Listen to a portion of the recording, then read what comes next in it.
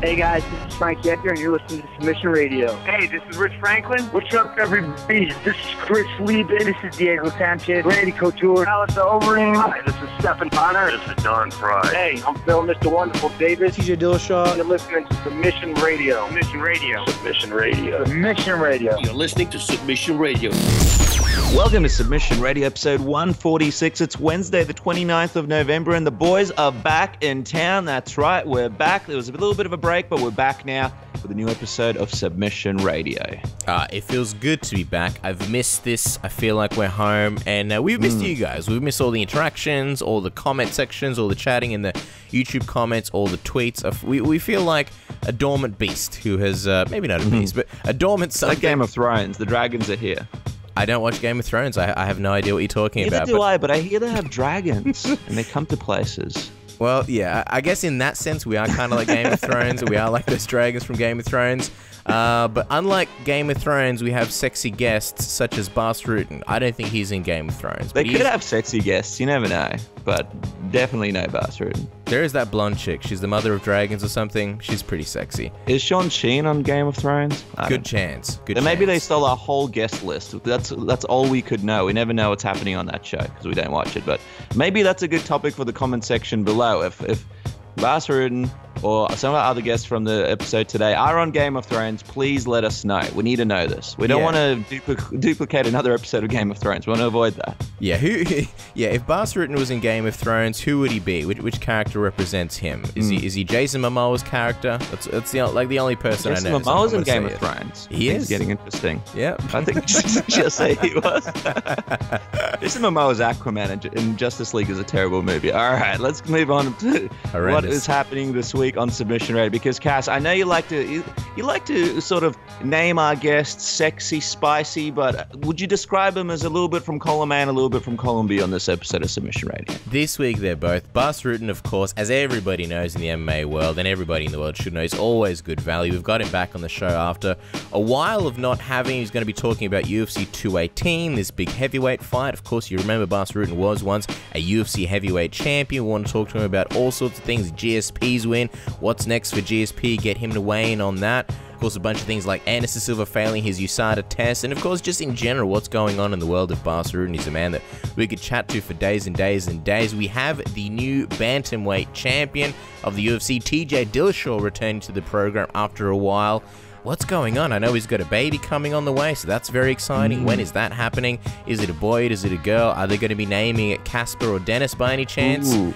Very unpopular baby. Early predictions, probably not, but we have the odds to ask aren't anyway. high. Don't put your money on it. Please don't. No. This Demetrious Johnson fight, what's going on with that? So there's a lot to talk to TJ about. Jason Parillo, of course, the coach of many, many, many fighters, striking coach, but none more important than Michael Bisping and Chris Cyborg. Got to talk about Michael Bisping's loss at UFC Shanghai against Kelvin Gastelum, and of course, the big one, Chris Cyborg versus Holly Holm. He is, of course, the man behind Cyborg, so we want to talk to him about that. That's not all. We have more sexy guests, don't we, Dennis? That's right, the S-Man sexy Sean himself. He might have lost in the FIFA challenge, but he's a winner in our hearts, damn it. And he's back on the program today to talk a little bit about this bit of controversy surrounding allegedly Conor McGregor in Ireland. So we'll see what's going on. And apparently Sean's a part of this Irish mafia, allegedly. So we'll talk about that as well. Michael Bisping losing in Shanghai. What's Sean's thoughts on that? What should be next for Kelvin Gastelum? What should be next for Robert Whittaker? And he also breaks down UFC 218, some of the key matchups from that card as well. So look forward to that. Yeah, a preview, breakdown, some tasty little comments. It's all happening on Submission Radio. You guys don't want to miss out. That's going to be later on towards the end of the episode. Before we cut to our first guest, I want to give a special shout out to somebody on Twitter. I don't know whether it's a whole team or just the one-man army, but it is the handle at MMA History Today. They are a fantastic follow. Literally every single day they put out important things that happened on this date in the MMA world, in an MMA history.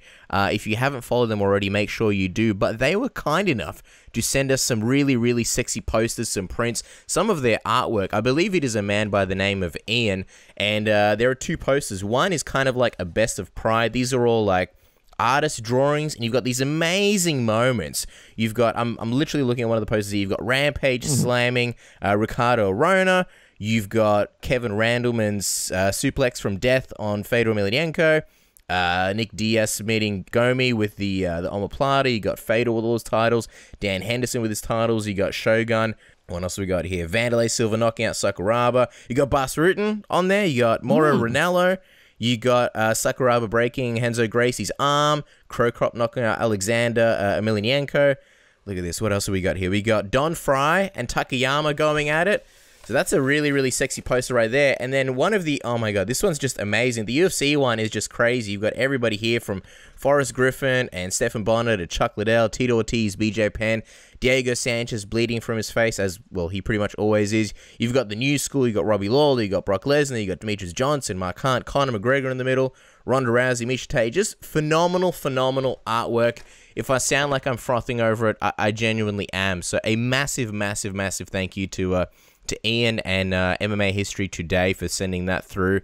I imagine it would have been somewhat pricey because they sent it from overseas, and international shipping is a bitch. So we really, really, really appreciate it. Check out their website, MMAHistoryToday.com, and make sure to follow them at MMA History Today. A great follow. Even if they're not sending you sexy posters, they are posting every single day, and it is always good. So a massive thank you to those guys. That's right, guys. Number one on the Christmas present list for MMA fans out there. These posters are fantastic. Make sure to figure out a way to grab them. And thank you so much for sending it all the way down here. We usually have to send things over to America. We don't get really anything down from America to Australia. So it's a fun little surprise, and it's much appreciated. But guys, before we jump into the first guest, just a quick reminder to follow us on Twitter at SubmissionAUS. Shoot us a message. Our messages are open, of course, facebook.com/SubmissionRadio AUS. That's where you can check out some fun videos. Fun videos up there, of course. Stay in touch with all the Submission Radio content. Last week, we had an interview with Richard Perez. How about that? And if you guys don't subscribe to our YouTube channel, youtube.com/SubmissionRadioAU, you might have missed it. It wasn't uploaded on iTunes and stuff like that. So make sure to jump on the channel as well and subscribe to stay in touch with all the Submission Radio content that you guys enjoy and love, and stay on top of all the action, Casper. Yeah, there you go, guys. It is a fun, sexy show this week. Just as a reminder, the order is Jason Parillo, talking about, of course, Michael Bisping's loss first, and then the Chris Cyborg situation. Then we're going to have Basito, El Guapo, whatever you want to call him, coming up next, and then TJ Dillashaw, and then Sean Sheehan brings it all home with a bunch of banter, talking MMA talk, and, of course, previewing UFC 218. So, without further ado, it's time to get the show on the road. Our first guest is on the line, and Dennis, I believe you're about to introduce him. All right, guys. Our next guest is one of the best striking coaches out there, training legendary fighters such as Michael Bisping, Tito Ortiz, BJ Penn, and, of course, Chris Cyborg. Here's the always delightful and straight shooting Jason Parillo. Jason, welcome back to the show. Fresh off his trip to China, by the way. How are you going today?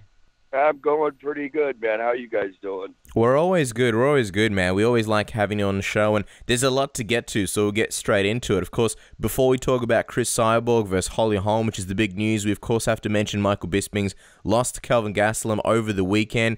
Talk to us about that one, man. What did you think of the Michael that you saw in there, and how the fight unfolded? Man, it was a tough go, huh? Mm. You know. It's when you start off the show by saying one of the best striking coaches in MMA, it makes me swallow the olive a little bit, because I haven't been very successful. Well, my fighters haven't been very successful as lately, so you know. Hey, Cyborg's killing it, all right. Cyborg's just killing it. Yeah, I know, and so was Michael. Michael was killing it as well. Yeah, you know what I mean, that's what happens in life, you know, in the fight game. At the end of, you know, every dog has their day. It's not like you're going to keep on, you know, we don't age like fine wine, like they say in Pulp Fiction. You know, the fight game, the older you get, you know, chances are you're going to eventually start losing and go the other direction. Yeah, that was, you know, it was unfortunate that Mike wanted to take that fight out in China. He wanted to get that GSP fight out of his head, and he figured the best way to do that is go out and fight. And, you know, that's what he did. The turnout obviously wasn't anything that we wanted. You know, we could handle that. For me, it was devastating as well, because the way, you know, I don't like to see my guys get hurt. You know what I mean? And he got, you know, he got hurt in that fight pretty good. I mean, he's going to be okay. He's a double tough son of a bitch. But at the end of the day, you know, you don't need to get, you know, we don't need to take too many of those, you know, this late in the career. So it was unfortunate. It broke my heart, you know. I love Michael, and I hate seeing him get hurt like that. And I take partial blame. We're going to be out there regardless. He was going to fight that fight regardless, but unfortunately, it went the way it did. And of course, a lot of people have huge respect for Michael and his amazing career, but also huge respect for him taking this fight so quickly after the GSP loss. In hindsight, do you think it was the quick turnaround that affected Michael? I mean, he did look like he got a little bit hurt in that GSP fight as well, and also just the quick turnaround in terms of his body healing and stuff like that. How much of a factor do you think that was on the fight that happened this past weekend? Well, you don't know. I mean, you got to remember, hunger is a huge tool in this game. The desire is huge, and not that he didn't want to, not that he didn't desire to win or want to win or go out there to win, but there's, it's tough. You get burnt out. We were in camp for 4 months, because we were in camp for a long camp for GSP, and we're straight in the camp for that. So, and I know this, we all know this, but the way Michael, I think, looks at the end of the day too is, he ain't campaigning for a title anymore. He already did that. He spent 10 years doing that. He went the hard route and he won it. And he's a legend because of what he did in the sport. And now he just likes to fight. So I think that was his mentality going there. I want to go in there. He's not going in there to lose. He's going in there to win. But he's at the end of his career. He wants a few more paydays, like we all do. I mean, everybody. After you're done fighting, what are you going to do? Mike has a lot of talent, a lot of ability to do other things, and he will do other things. But I know he's the type of guy that wants a proper nest egg because his family is so important to him, and he wants to make sure that they're able to live the life they're living now for the rest of their lives. And you got to make sure you fill that bank account up as much as you can. Yeah, of course. Well, I mean, from that perspective, I guess it makes a lot of sense. And he has had a legendary career. He's, of course, a shoo-in for the UFC Hall of Fame at some point. But obviously, now we turn to March, where he's hoping to have his final fight in his hometown. Who do you think makes the most sense for him as his final opponent? I mean, there's obviously old Romero, there's Chris Weidman, there's Machida, who's also coming off a loss. Luke Rockholder's been campaigning for the rubber match. Who would you like to see Michael face next? You know what? Honestly, I mean, and I knew when you guys were going to call me, you guys would definitely be asking that question. As well, yeah. and I'm a straight shooter with you guys, and other way, I have to be. Yep. Otherwise, it bites you in the ass if you bullshit. Mm-hmm. I really don't even want to talk about it, to be totally honest, who I think his next opponent is, because I don't even want to think about it. I mean, this, we in 1 month, we're coming off 2 big losses and 2 main event losses, and to try to get my mind thinking around who I think he should fight next and all that, when I talk about it, I don't even want to think about it. I don't want to think about it because, one, I got to start putting energy into Chris Cyborg as well, and I've been helping RDA out as well. So I got to put my energy into the couple of the fighters I got fighting this month of December, and then during that time, I'm sure we'll get our minds wrapped around it. But I'd rather not even think about it, to be totally honest. I would love to talk about Chris Cyborg. Yeah, for sure. And we'll go to Chris next. But I'm just final question on Michael. Are you a fan of him having one more fight? It sounds like maybe you almost don't want to see this last fight happen in March because of some of the damage that he's taken. Well, of course, I love the guy. I care about him.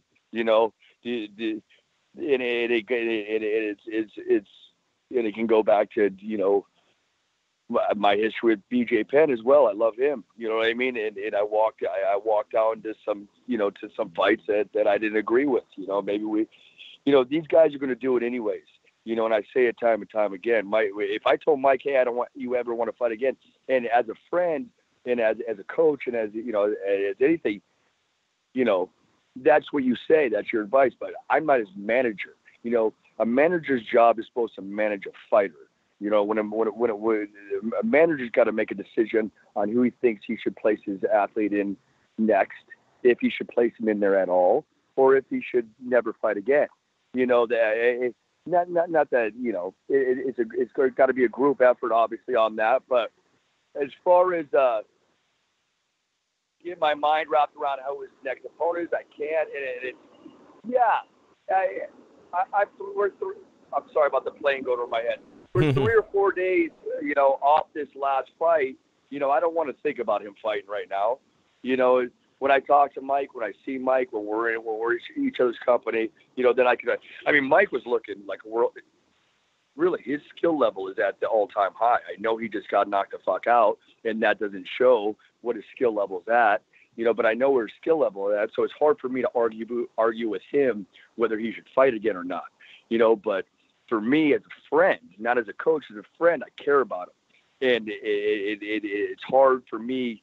As of lately, I'm still a little hungover from this fucking last one, so it's hard for me to say, fuck it, let's go. You know what I mean? In my mind right now, it's just like, okay, let's just sit on the back burner for a second and just think about what's going on. And I owe him that to stop and think about it. I don't owe him to say, hey, Mike, we should fight Lyoto Machida next. We should fight Rockhold next. We should do this. Come on, we're going to get this win back. You know what I mean? If he was 28 years old, sure, that would be a fucking conversation. But at 38, going to 39, the long career that the man's had, and I know, here's the thing, is Michael's going to fight in London, whether I say not to, whether his manager says not to, whether his wife says not to, whether, that's, Michael, and that's Michael loves to fight, and he feels he owes it to his country to go fight in front of them one last time, but get my mind wrapped around the opponent or get my mind wrapped around just thinking about it right now. I'd rather have that. I got to let my brain rest a little bit on that one. You know what I mean? Yeah, no, completely, and that's understandable, and we respect that. So let's make your dreams come true. Talk, obviously, Chris Cyborg versus Holly Holm. I mean, this is the big one, and considering how long this fight has seemingly been in the process of being booked and how long Chris has campaigned for it, how do you feel that it's finally booked? And, of all the options, is this the fight you wanted to see Chris have? Oh, 100%. It's really the only fight out there that is, I mean, hopefully there'll be some more girls coming out of the woodworks here, but that's the fight. I mean, that's the only girl with the big name, in the UFC now. I mean, Ronda's gone. Is this a better option than Amanda Nunes? Well, either one for me. But I think Holly Holmes is a bigger draw. I think she's a more popular fighter. I think that's a fight that everybody will always question what would have happened if it didn't happen. Because here's a girl that knocked out Ronda Rousey in a devastating fashion. Her only loss was that Miesha Tate that choked her. Was that Miesha Tate that choked her? Yeah. That and she was winning that fight. So she's shown that she's one of the best out there. And of course, this is a fight and the attention that she has gotten, and along with Ronda Rousey, I think Cyborg deserves that same type of recognition. I mean, here's a girl that actually is better than all of them. It's been better than all of them. Been a champion for many, many years. Whether it's Invicta, whatever umbrella's under. She's been a champion for years. And and people know who she is, but the coming out party will be when she fights someone like Holly Holmes and wins in a devastating fashion that she can beat her. And I mean, it only got announced, it's about 4 weeks away, and that's really not a lot of time. So how do you feel about the time frame for preparation? And when did you actually start training Chris for this fight? Because we know you've been busy with Michael Bisping going into China and the GSP fight. Have you had the time to work with Chris as well while working with Michael? Yeah. Oh yeah. Chris is always in the gym. Yeah. No, she lives 15 minutes from the gym. I mean, Chris don't leave the gym. I mean, Chris is always, you don't have to worry about Chris partying. You don't have to worry about Chris, getting fat and eating too much. And I mean, you really don't have to worry about her not staying in shape. It's just, for me as a coach, just getting her mind wrapped around the fight and getting her confidence there, because we're all, regardless of how devastating any fighter is, fighting is no joke. Anything can happen and everybody realizes that. So, but yeah, we've been in the gym and, we've always known that we're going to fight Holly Holmes. So to think that we haven't worked, we've been working for Holly Holmes regardless whether we got that fight or not. We didn't know whether she was going to take it. We didn't know whether it was going to happen or not, but it was definitely in our minds. And, it was easier over the last handful of months or couple of months, whatever, to kind of kind of focus on Holly Holmes, whether we fought Holly Holmes or not, because that was our biggest threat anyways. You know, and so we might as well train for that level, and anything underneath that, you know, will be, you know, it will be an easy adjustment. Well, I was going to say, like, when you look at Chris's past opponents in MMA, where do you think Holly ranks in terms of difficulty? Because you mentioned some of her accolades. Is it fair in your mind to say that maybe this is Chris's toughest test in MMA ever? 100% it is. 100% it's her toughest test. There's no doubt in my mind it's her toughest. I mean, think about, the level of striking that Holly Holmes has through her boxing career, and, you know, her kickboxing and what she displays when she fights in the MMA game. I mean, she's top shelf. She's top level striker. She's a boxer, and she kicks people's heads off their shoulders. You know, she's a very talented girl on her feet. She's intelligent. She knows what she's doing. She knows how to set people up. She knows how to read people. She gets it. Yeah, I mean, she's a high level fighter, and it's the highest level fighter that Chris is going to be in front of. And I'm extremely excited about it, because that's the girl. I want to see Chris in front of a girl like that. I want to see Chris in front of somebody that that can fight a little bit. You know, not that the other girls can't fight, but yeah, I think Holly's on another level than the other girls that she's fought before. And it's funny because last time you were on the show, you said you believe how Chris could beat Holly, Ronda, and Jermaine in one night. And recently, Chris said that she feels if she beats Holly, she's beating Ronda at the same time. Do you kind of agree with that notion? Yeah, and I agree with what I said back then. You know, now that the fight's here, I don't want to undermine Holly, because in all reality, I gotta, you know, especially. You can start getting a little gun shy. You start losing a couple fights. You're like, oh shit. But I got a tremendous amount of confidence in Chris in this fight. You know, she's got to continue. She's got to believe in herself, and we got to be prepared for this fight. And she's training hard, and she's got a good crew of guys helping her as well. So, yeah, this is a fight that I think will put Chris on the map, and I think this is her toughest opponent by far. And, you know, Chris is really modest when talking about herself, and she didn't want to call herself the female GOAT. But as her coach, do you think she deserves the title of greatest female fighter of all time if she beats Holly, considering she beats someone who had so much success in, you know, other combat sports and not just MMA, and, of course, Holly being a former champion? No, well, I do think so. Of course I do. And I'm going to think that because I care about Chris a great deal, and she's my fighter, and I do believe that, and I do think that. Unfortunately, again, coming off she's going on her fourth fight in the UFC. This is the umbrella. This is the promotion that spreads throughout the world. You know, so everybody can see that. I see it, and I believe it, and I think it's going to be shown. Do I think she deserves that title now? Yes. Do I think that she's going to earn it even more? Of course I do. I think that title is going to just naturally come to her, because she's going to continue to prove. She's not on her way out. You know, Cyborg's 32 years old. I mean, she's got some years left in her. Like I said, she doesn't abuse herself, so she's got plenty of miles left on her, and she will. If it's not proven now, it's going to be proven definitely in the future that she is the GOAT of women's MMA. And obviously the big drawing card here is Holly Holm, a very decorated striker in boxing, multiple-time world champion. And here we have Chris Cyborg, who for a long time a lot of people believe is the most devastating striker when it comes to female MMA. So when these guys match up and you look at both striking styles, especially a guy like yourself, Jason, who's been around the boxing world and the MMA world, how do you think Chris's striking matches up to what many people believe is the world-class striking of Holly Holm? So she's world class herself. I mean, if you go back and watch her last 5 fights, I mean, she got 3 or 4 of those fights. She's knocking girls out in the first round. She's got world class power as well. You know, she's got world class leverage on her punches, which, you know, is something special, especially in women's fighting. I mean, you know, does she have reflex like a cat? Does she know how to move? Does she know how to, you know, walk? She knows all the motions and how to move and read what's going on. Like I say, Holly does as well. You know, that power that she has is at the highest world class level. And in the gym, I put her in there with, you know, some really high level strikers. And she was in there with, what's that gold medalist, the Olympic gold medalist from out here, who's a 170-pounder. She fights at 168, and Chris was up her ass. You know what I mean? I don't mean that in a physical way. But, I don't mean that literally. But, she was giving her everything she wanted. She was making her miss. She was making her. She was boxing this girl. She was competing with her very well. And you can just see Chris. Chris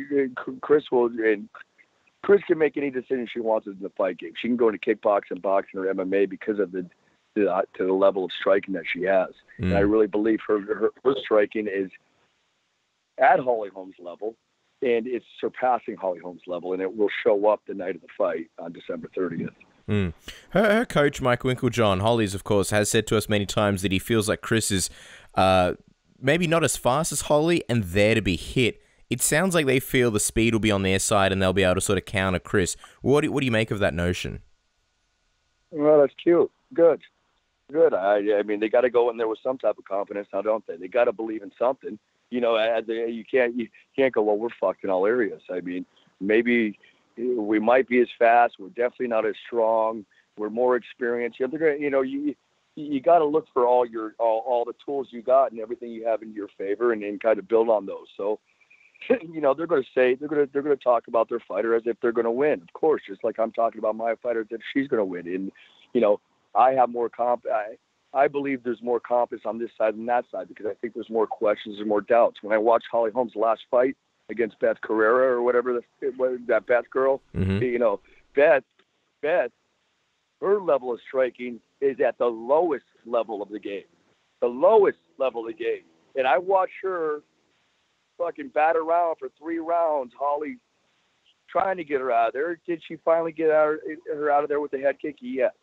Should that happened the first minute of the first round of the levels that both of them at? Yes, she should knock it. If she's at that high, look what Ronda Rousey did to that girl. Ronda Rousey, again, the lowest level of striking in the MMA game, went out and knocked Beth Carrera the fuck out in the first fucking minute of their goddamn fight.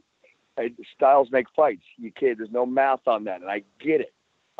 But Beth Carrera is very ordinary with a low skill level in striking. Sorry, Beth, if you hear this interview, there's no disrespect to you, but it's just a fact. It is what it is. And I didn't see the Holly Holmes that fought Ronda Rousey out there when she fought Beth. You know what I mean? If there was, she probably would have smoked her a little sooner now, wouldn't she? Yeah, I think a lot of people see your point. And that's actually one of the big discussion topics here is, is it still the same Holly Holm that beat Ronda Rousey? And how do you think that translates into this fight when you see what Holly did, in the Bethe Correia fight, and even, I guess, just her run over the last year where it's sort of been, I guess, inconsistent. She's had some really close fights, but, she's sort of exchanged wins and losses. What do you think about her, I guess, mental state going to this fight? And do you think it is still the Holly Holm that beat Ronda Rousey? Well, they always say in every great fighter, there's a great fight left in them. Are we preparing for that Holly Holmes that fought Ronda Rousey? 100%. That's a Holly Holmes we expect. That's a Holly Holmes we want to fight. I hope that's a Holly Holmes that we fight. In all honesty, because I want Chris to walk away from this fight feeling what she should feel, and feeling dominant, and feeling like she is the go-to female MMA. We go out there and just smoke a Holly Holmes that's, not the same there mentally nor physically. Will we be happy about it? Will we be ecstatic about it? Of course, but I definitely want to see, the best Holly Holmes. And Holly Holmes is a true professional. Has fought world championships many times in the boxing and MMA. And she knows how to get ready for a fight. And my guess is she wouldn't have taken this fight and I don't think her team nor her would take this fight if they didn't feel that, she was showing up to the gym, and she, not meaning physically, but showing up, being there and showing that she's still at that high level, that high skill level that she always been at. So I don't think they're just gonna throw her in there thinking, oh, maybe we'll luck out and she'll show up. I think she's there. I think she's got some rest since her last fight, and I think she's probably getting her mind around it. And I think this is going to be the biggest fight of her life, and she's going to prepare as hard as she can for it. Well, this is very exciting stuff, Jason. We really appreciate the time. So as we let you go, you're known for your predictions. So we have to get one from you. Of course, everybody remembers that amazing prediction that you made for the second Michael Bisping-Luke Rockhold fight. So lay it on us, Coach. What is the prediction here? Holly Holm versus Chris Cyborg. How's this going down? Fuck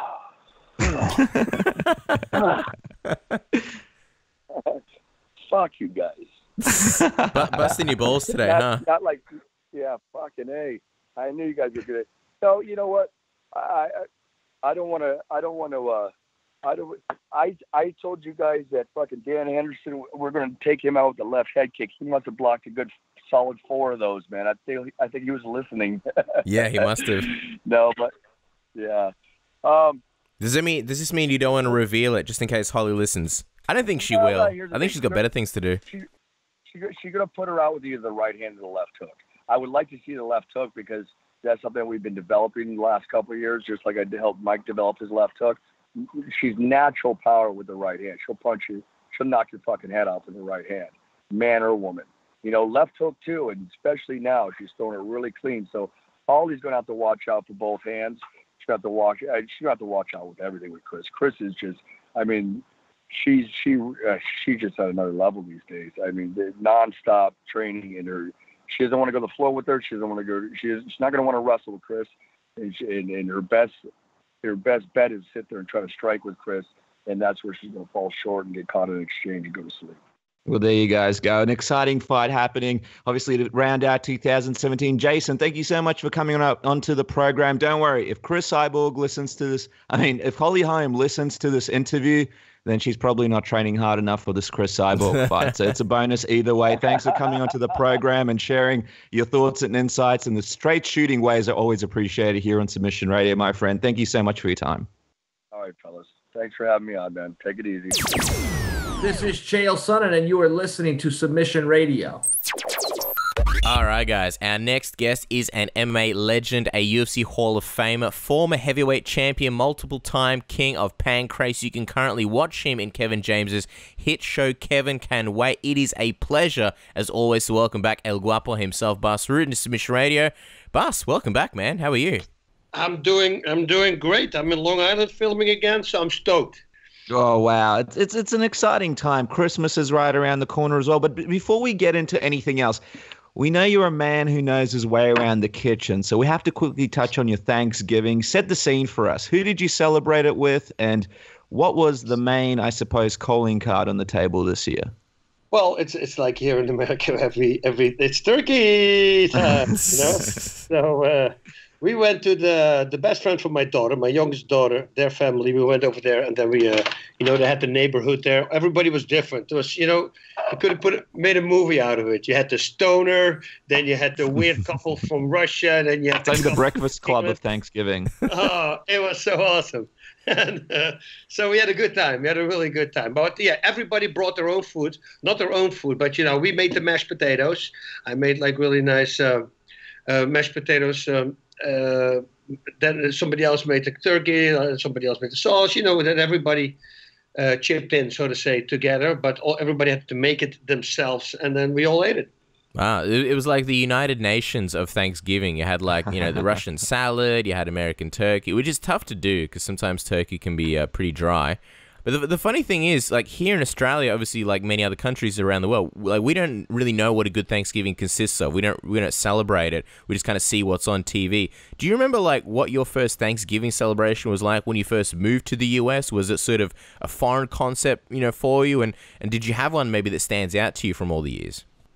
It was really weird because we had no clue. We thought also that, things will be open, stores will be open, we can buy something. And then we realized when we lived there that it's not true. We were walking on the street, restaurants were closed, everything was closed. I go, oh, okay, so we're going to have to do it with whatever food we bought yesterday. So that was our first Thanksgiving. And somehow, I don't know, I want to look this up right now because I heard somebody saying, and I looked it up a long time ago on Inside MMA for a Thanksgiving show, but there was the first Thanksgiving, I believe it was in Holland, believe it or not, in really? Leiden, the big city, yeah. So I'm really now I want to know if I'm correct with that as well. So I'm Googling, but yeah, of course my computer, I have that little rainbow wheel now. So it's something. No, not the rainbow wheel. I can't do it, but I believe it is. Wow. Okay. So there's some history there. Now, you mentioned that you're on Long Island. Of course, we mentioned in the intro you've been shooting Kelvin Can Wait, and you've been on a bunch of episodes lately. Tell us, what's Rutger been up to these days, and how are you enjoying, I suppose, what would be a very fun process over there working with Kelvin? This is really, it's my dream job. Like I told you guys last time, when my first interview in America, I actually said that my dream job would be to work on an American sitcom. That was 20 years ago when I said that. Wow. So now to have that, it's crazy. And Rutger is one of those guys who, you can tell him something in secret and he will hold it, but, you have to tell him because he has no idea that everything he says can be really damaging to some people. So he's not the sharpest knife in the drawer. And it's hilarious. And I used to have a friend like that in Holland. So it's for me what I'm doing. I'm shining through my friend. That's what I'm trying to do, because I was always making fun of my buddy because he had no clue that he was, just really rude to people. And I go, dude, you don't see that? So I was always imitating him, and now it comes in handy because that's kind of what Rutger is. So it's funny. Wow, so you've come completely full circle. What's it been like shooting with Kelvin? Like, are you on set right now by any chance? And what do you guys like to sort of do in between the shooting, shooting takes to keep busy? Because you guys obviously know each other for a long time. I imagine there's a lot of fun things that go on.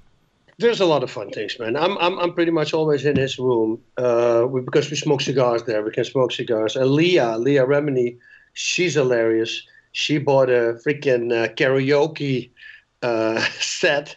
So now Bas Rutten is doing Frank Sinatra everywhere because I heard it. I was with my wife on the phone and I go, wait.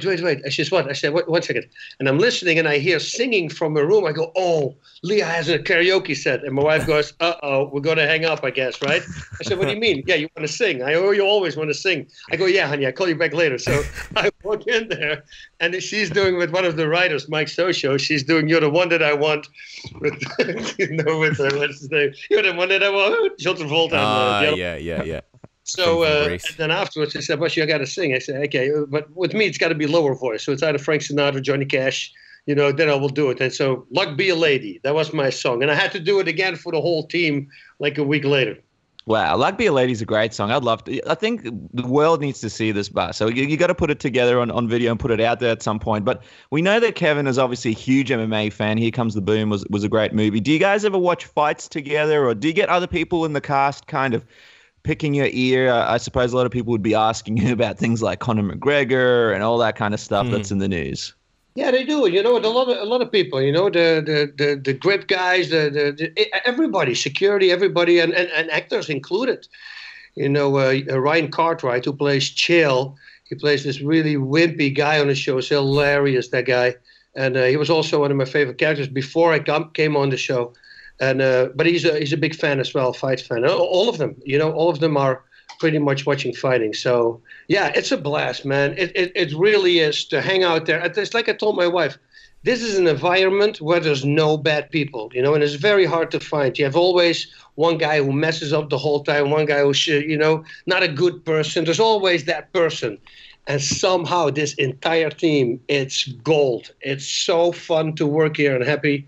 It's a dream job. It really is. Wow, it's good to hear that obviously the acting career and things in life in general are going well. You've also got The River Thief, and now you're doing Kelvin Can Wait. So do you have other things that you're sort of looking to focus on in 2018 as well, like other projects and sort of do you have other goals in acting, or is Kelvin Can Wait sort of the main priority and you're sort of happy to just focus solely on that at the moment? For right now, I saw a focus on this, on the O2 trainer. We're going to do a movie right after this season is over. So that's probably in the beginning of April. We're going to do another movie. So that is fun also to look out for. And then, I still have my gym. You still have all my other stuff. But the O2 trainer, that's for me right now. Because there's so much happening with it. And people are, they start buying it and they realize, oh, my God, this is so simple. But it really works. And I'm trying to hold it back a little bit because I can't come out with all the tests. Because I'm afraid it's going to go too fast, and I'm I'm going to run out of O2 trainers. So what we're doing right now is just selling, reinvest, and then if I have like 20,000 in stock, I'm going to jump on a show like a Dr. Oz here or something. I have a contact who said that they wanted me to have that, but I need more O2 trainers in stock first. Speaking of O2 trainers, I mean, we've spoken about this on the show many a time, but a lot of people have sort of changed their lives with the O2 trainer. It's really helped them in terms of their health, in terms of their breathing, in a lot of ways.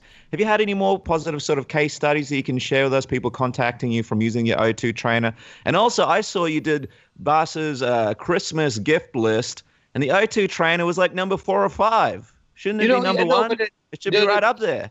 I know, but it was for giving and for taking. And needless to say, I have a lot of those myself. But for giving away, I would like to give it. But, if I give it to a person, to a friend, it's a really cheap present, because then they think, he didn't really want to do anything. He went to the warehouse, grabbed an O2 trainer and gave it to me. See, so even if you want to help them, they never see that the correct way. But, what it does, it's really amazing. It really is. I'm so stoked. I put in a really nice video on Facebook a couple of months back, and somebody reacted to it saying, that makes no sense. Asthma is all about breathing out instead of breathing in. And I go, I would really like to react to this guy.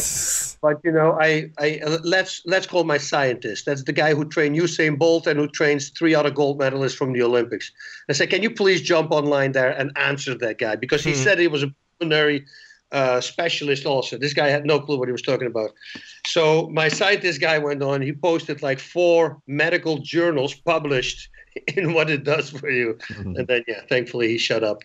So he was caught. It's an amazing product. It really is. And I think once we really come out with it, people are going to understand it. And then they say, wait, for $50 actually, I can do a lot of good stuff. It will teach you to breathe the correct way. That's one of the biggest pluses from the O2 trainer. A lot of people breathe the wrong way.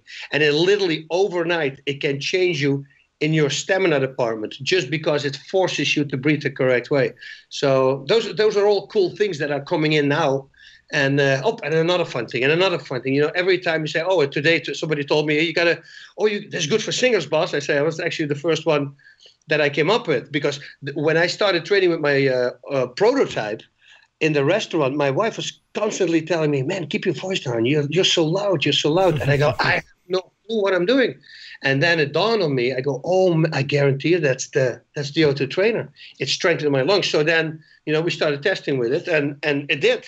And then I have a review from the sax player from the Eagles, who's with them already for like over 20 years. He wrote a great review about it as well. So Once these start coming in now, the SAS, the Special Air Forces Services from England, I don't even know these people, and they're badasses. So, let them come and let them see it, and then hopefully more people are going to be interested. I was actually Googling it the other day because I was watching something. It was like an embedded or UFC countdown. Like, a lot of UFC fighters use the O2 trainer. I saw that, that iconic blue O2 trainer. I was like, is that it? And then I Googled it, and sure enough, it was the O2 trainer. So a lot of the elite fighters are using it as well. Before we obviously talk about the big heavyweight fight at UFC 218, which of course we do have to cover with you, Bas, but I want to touch on some of the big things that have happened recently in the MMA world since the last time you've been on the show. One of those, of course, is GSP's big return to the UFC, and right now everybody wants to know what's next for him. So tell us, in your mind, who do you think GSP should fight next? I mean, a lot of people are pointing to Robert Whittaker, but some people think maybe he's going to go down to welterweight or maybe even fight Conor McGregor. What do you think's next? Oh, first of all, I thought he wouldn't come back. That was the first thing I thought, because I saw that he wasn't really happy anymore in his last 4 or 5 fights. You could tell, he was not happy in the skin anymore. And that for a fighter, that's a death trap. That's not a good thing. So, now he looked good against Mike, but, he started running out of gas. But the fact that he was getting tired, you saw it, everybody saw it, but then he started pushing and he finished the fight. And that was something I was really looking forward to. I wanted to see the old George St. Pierre. I wanted to see the George St. Pierre pre-Matt Serra knockout. Yeah. That was the guy who just demolished people. He had like 13 fights, only 3 decisions. 3 went into a decision, 10 finishes. And then after that knockout, it actually flipped around. 13 fights, and I think it's 4 decisions, and the rest, 4 finishes, but the rest, 9 or 10, were all decisions. So I go, man, I hope when he comes back that it's George again, like I know George. I told you last time when I saw George a long time on his 4th fight, I told him in the dressing room when I saw him in the backstage, I stopped him. I say, hey, you're going to be a world champion. Mark my words. Because I saw the raw talent that he had, And he says, you sure? I say, yeah, I can see if you just keep going like this, you don't follow the path, of course, then, yeah, you're going to have a great career. And then he became that champion. And then Matt Serra knockout happened. I go, man, just go for it, George. I was rooting for him. And, of course, you have to understand he fights better competition. But the fact that he finished it, that he went for the kill, that was really that I really welcomed that. But yeah, Whittaker will be a great fight, and Yoel Romero will be a great fight just to see if he can take him down. And people go, that's impossible. You never know, man, because like every fighter will say, wrestling and MMA wrestling are two completely different things. I look at George, what he's doing. He's taking everybody down pretty much at will. So that will be just a fun thing to see for me. That I would like to see if that could happen. And what if Yoel Romero takes him down? Can GSP get back up? So those two fights are very intriguing for me. Do you believe he'll actually stick around in middleweight and fight Robert Whittaker? A lot of people believe that his next fight will maybe be in welterweight. And again, like Casper mentioned, there's some inklings going around that maybe even a possible super fight with Conor McGregor could be his next fight. Do you think he hangs around in middleweight? I don't know. If you have to listen to Patrick Cote, he says that he might retire, and he's one of GSP's best buddies. So, I hope not. In the beginning, he came back and he said right away he said he could make 155 to Dana White. Yeah. And I go, whoa. You see, now, if George wants to do something like that, I think the best bet for him would be a fight against the McGregor because of his wrestling. He knows that if he can get him down and he's on top, that's, the Achilles heel, of course, from Conor McGregor. That will be a good fight. Then it will be also the first one. If he wins that fight, of course, let's first say if he's going to win, because McGregor, we got that pinpoint accuracy. One punch could actually seal the deal because he's doing really good at that. But yeah, it would be cool because then it would be the first fighter who had 3 different weight classes titles. Nobody ever did that before, and nobody will do that after that again a lot. So you're a bit of a fan of this McGregor fight. I know you said Romero, that would sort of be your pick, or Robert Whittaker, but you're open to this McGregor GSP fight. You're a bit of a fan. Yeah, at 170, I don't think he can make 155. 155, that's... this was at 205, right? Oh, no, was it... this is at 185, yeah. 185. Do you think he was a big welterweight? Because I feel like he was... I don't know. Like when you look at Johnny Hendricks, he was like a big sort of natural frame guy. I don't know. Do you think GSP could come down to 155? No, I know. That's what I was thinking. I think it's going to be very hard. I think his mind is going to be at 155, and he's going to focus. That's where the main focus is going to go to. And I think as a fighter, he shouldn't do that. I think that could be dangerous. And he's going to lose too much. He's getting older. It's harder to lose weight, So I'd rather have him fighting, 185 or 170, 155. I wouldn't do. Because I guess the other big thing about that is, and a lot of people talking about this Robert Whittaker fight is, Rob is a guy that probably doesn't have the biggest name value, but in terms of, I suppose, risks and tough fighters, a lot of people believe that there's a good chance that a young Robert Whittaker could possibly beat the GSP that we see now. Do you think from a perspective of, from GSP's perspective, there's much of a reason to take a fight like that? It's a big risk for GSP to take a fight against Whittaker. Whittaker's an animal, man. What you did with Yoel Romero, is so no, I don't see that fight happening. It's a big risk to take for GSP. It would be really cool if he does it, and if he can pull it off, then man, go right off in the sunset. That would be an incredible thing to do if he would do that. But it's a difficult thing. You don't know a fighter's mind, what goes on in the mind. And this was more of a safe bet because he knew that if it eventually goes to the ground, he can be on top with his ground control and top control. He can control the fight. Against the Whittaker, he'll fight anything in his power to get back up. And he has the stamina for it. He can go 5 rounds. That's how they got Romero tired as well. Of course. And while we're on the middleweight division, we of course have to ask about Anderson Silva because, he's in some hot water yet again with some USADA drug testing problems once again. And it's crazy because I remember, I think it was 2 years ago now that we spoke about it initially with you. And, it seems like the last few years have just been really rough for Silva. How much do you think this sort of failed test impacts on his already suffering legacy? I think it does everything. I think it's really hurting his legacy. I think it's either stop or don't fight anymore, but don't do this, man. That's at the time with the TRT, that all these fighters, they start getting clipped because they were allowed to use. I think once you go there, once you past a certain age, you can't fight anymore. That's God telling you should hang it up and find a new job. And if you didn't do plan B, if you didn't work on that, that's on you. And especially if you have a family. Plan B, you should start working on at the day you start fighting. Because you can walk on the street tomorrow and a crazy car, a drunk driver, whatever. It doesn't even have to be a drunk driver. Anything can happen. You can get injured. Oh, I will never get injured in fighting. I'm not talking about fighting. I'm talking about accidents that everybody in the world had, just a stupid accident. And then when you lose your job, you don't have a backup plan, you're done. So start working on it right away. Why wait? It's interesting that you mention that because, I mean, he is 42 years old. He hasn't looked really the same since, he had his knee injury and everything that's happened to him with the last drug test.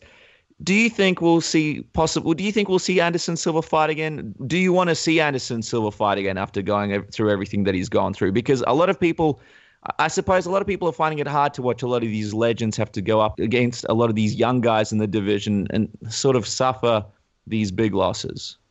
Well, if you listen, is it 100% proven? What was the product he took? Did it come out already? Not yet, no. Okay, but if it's a PED, yeah, he should hang it up. Because then he's using it for the wrong reasons. In the past, I one time said, yeah, but he used, and I was wrong with it one time because he proved his innocence. And since that moment, I always been said it needs to be 100% proven. So for me, it's very simple.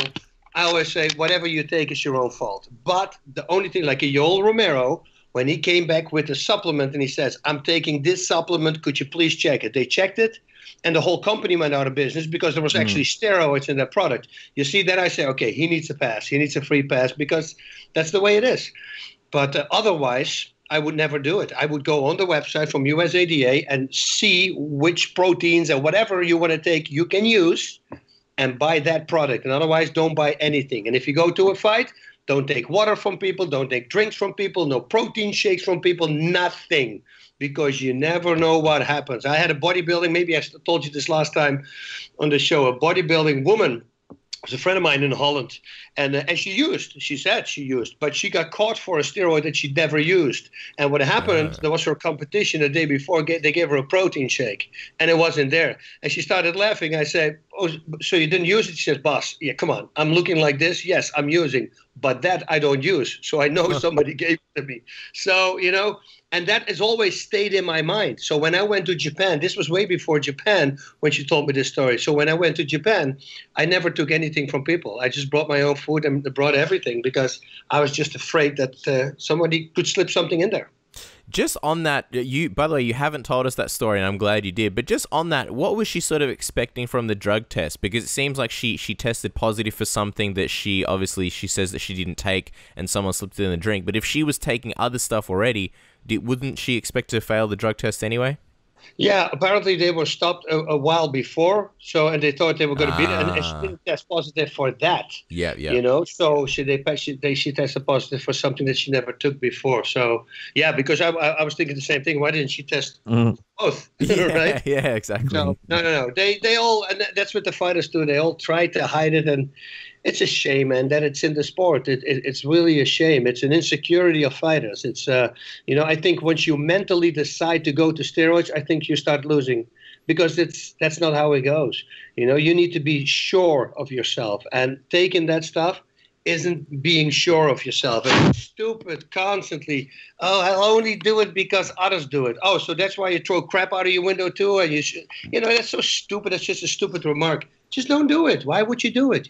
Go out in history and be that guy who, how do you want to be remembered? You remember that line I use all the time? Yeah. Now, I don't want to be remembered as a guy who cheated. Trust me. I want to be remembered. If I look in the mirror at myself, brushing my teeth, I know I got my world titles on my own. I know that I never used anything for it. People can say whatever they want to say. I'll do a test now. Right now, we got to cough up some money though. And they go like, yeah, well, why would you do a test right now? Well, I think physically, I'm looking better than I did when I was competing right now, and I'm 52 years old. So if you tell me that I used at that time, I got to be using right now. Anybody who wants to do a $10,000 challenge, and he pays for the drug test. If I fail, of course he's going to get 10,000. I'm going to pay for it. You're on. So this is a challenge for anybody who wants to say, because all these a-holes, he used himself as well. Let's do it. Look at my body now, the way I look right now. Look at my body when I was fighting. And then say if this is possible. And if you say that's not possible, let's do the test. Let's make some dollars. Let's make some lemonade. Wow, let's make some lemonade. I like it. Hopefully we get a cut of that $10,000 as well, Bas, because it's tough down here in Australia. I'm not going to lie. But we really appreciate the time. We'll let you go in just a couple of questions. But we do have to touch on UFC 218 and the big heavyweight fight between Alistair Overeem and Francis Ngannou. It's a fight that a lot of people have been looking forward to for a really, really long time. Arguably sort of one of the more exciting matchups in the UFC heavyweight division in quite some time. What do you think, before we get into the actual fight, what do you think should be on the line here? Because Alistair Overeem obviously lost against Stipe. Ngannou has been in the UFC for quite a short amount of time, but he's been able to really gain some momentum and get some big wins. Do you think the title shot is on the line here to whoever wins this weekend? Well, it's almost like in the heavyweight they need it, right? It's not like it's overflown with guys who come in and smash everybody. So, it's not like the 155 or 170. All these other classes are stacked with so much talent. So it probably will be. But we're gonna have to find out what Ngannou does. He just had he broke the world record in punching power, right? He hit harder. They also tested Tyrone Spong, and he hit harder than him, shattered the record apparently. So we know he can hit. But if you look at his record, yes, he's 10-0. He's never been finished. But, in the UFC, and I'm not taking away from anybody, listen, everybody in the UFC is good. But if you look at the records that they had, the guys he's fighting, these are not guys that Overeem fought. Overeem fought literally the top guys on the planet in kickboxing and in mixed martial arts. So he fought a better competition. And that's the only thing I'm going to say. Trust me. And Ngannou, when he connects, it could be over, because we know that Overeem doesn't have the strongest chin for heavyweight as well. So, and he's got an incredible punching power. But if I think about Overeem in the K1 at the time, a Glory kickboxing, and the way he was moving, and he's a scary guy. And everything he throws is with power. It doesn't matter. It's a knee, body shot, kick, low kicks, head kicks, anything he throws will end in a knockout. So we're going to have to see if fighting the better competition is going to be a big difference in this particular fight. But we all know this is not going to go to this, and I really don't see that happen. You would absolutely hope not. I mean, it's crazy. You've got Overeem, who's easily the technically better striker, but, like you mentioned, the chin, and then you got Ngannou, who has that raw athleticism and crazy knockout power. Who are you leaning towards? If you had to sort of predict, who are you leaning towards, and how do you see this fight playing out this weekend? What are you expecting? It's if Overeem goes back to the way he was fighting when he did really well, and that is keeping in mind that his chin is not the strongest. And that means single shots, not single kicks, I'm saying, about it, but he knows that. Single shots, have one hand at the defense at all times, then I think he might win this fight. But the killer is here, does he get hit? He only needs to get hit against a guy like Ngannou because he's got so much power. Now, Ngannou, because he never went down, he comes in with a lot of confidence. But if he in his mind would really break it down and sees that Overeem fought the top K1 guys on the planet as well, he's a really good striker. Maybe he wants to go for a takedown at that particular moment. And I know they can say, oh, yeah, but he's a great striker as well. I understand that. But if you know you're better on the ground and you can take him down, why wouldn't you bring him there? Why would you slug it out with another guy who's really good on the feet if you know you're better on the ground once you're on top? Then I always say, go and see if you can take him to the ground. So I don't know, man. I think I would Overeem. But and he's been doing good. His only loss in his last 5 or 6 fights, whatever, 7 maybe even, was against Stipe, and the rest he was back on track. So it's that getting hit thing. That's the thing with Overeem. If he gets hit, that could be trouble for him, and that's the only thing. Otherwise, I would think that Overeem, maybe because he has better skill, that he might win this fight. And of course, like we mentioned, possible title shot for the winner of this fight. How do you think a fight against Stipe would go if an Overeem had a rematch or an Ngannou had a shot against Stipe? Because a lot of people believe Stipe is, possibly building a legacy to be one of the greatest heavyweights of all time. Yeah, this guy is, he's not fazed about anything. He's he's just a regular guy. He enjoys fighting. He enjoys the game. He's not a guy who's crazy in interviews, not looking for fights, but he can fight. And a guy who's like that, just a blue collar, this is his job, they're very hard to beat. And especially after every time when he gets rocked and then he comes back after against Overeem, I mean, that's a confidence booster for you, man. If you know you can get hit that hard and then get choked and coming out of it and then knocking your opponent out, dude, I always thought that's the coolest thing that a fighter can do. I love that kind of stuff. So, no, he knows that. And he knows that he can be hit. He knows that he can go through a rough patch, but he knows also that he always can come back. And once he connects, it's also over. So, yeah, I would love to see it. I think Stipe right now, it's his footwork. That's really the footwork that he has from his boxing is really making him this great fighter. All right, well, there you go, guys. There he is. Make sure to watch the new episodes of Kevin Can Wait. And, of course, check out Bas Rutten's amazing O2 trainer used by everyone from singers to elite UFC fighters, and of course, it makes the perfect Christmas gift. You can buy them now at o2trainer.com, and of course, Bas's amazing CBD oil, which we've spoken about many times to cure that soreness ahead of the holiday season. Obviously, you're going to be cooking, you're going to be in the kitchen. A lot of people probably slaving away. You get sore from that. So you got to get Bas's CBD oil. ReceptraNaturals.com/Bas-Rutten. And of course, follow Bas on Twitter and Instagram at Bas Rutten MMA. And of course, his Facebook, which has a lot of fun videos as well. You guys do techniques and a lot of good stuff. And as always, Bas, it's always a pleasure chatting with you. We could literally chat to you all day if we all had the time. But thank you so much for coming back on the program and chatting with us again. You're very welcome, my friend. And I'll talk to you next time. Hey, this is Ariel Helwani, and you're listening to Submission Radio with my two favorite mates, Dennis and Casper. All right, guys, and next guest returns to the program after reclaiming the UFC bantamweight belt with a spectacular finish over Cody Garbrandt at UFC 217. The man finally back on top of the 135-pound throne. He is TJ Dillashaw. TJ, welcome back to the program. How are you doing today? Doing good, guys. How are you?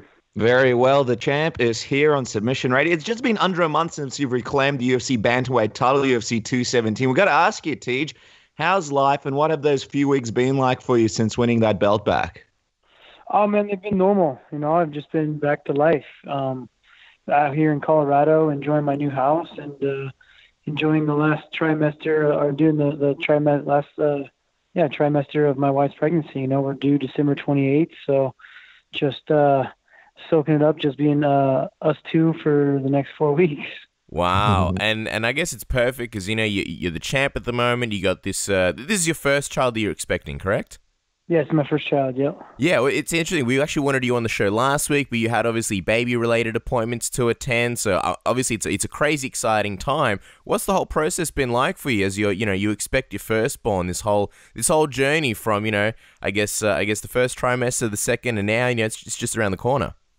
Yeah, man, it's been a long year, going through the Ultimate Fighter and then finding out we're pregnant, and then, training for a training camp, and then that one dropping out, and then training for another training camp against Demetrious, that one dropping out, and then finally getting to fight, So my wife's whole pregnancy, other than the last 3 weeks, I've been in fight camp. So it's been nice to soak it up and enjoy these last few weeks.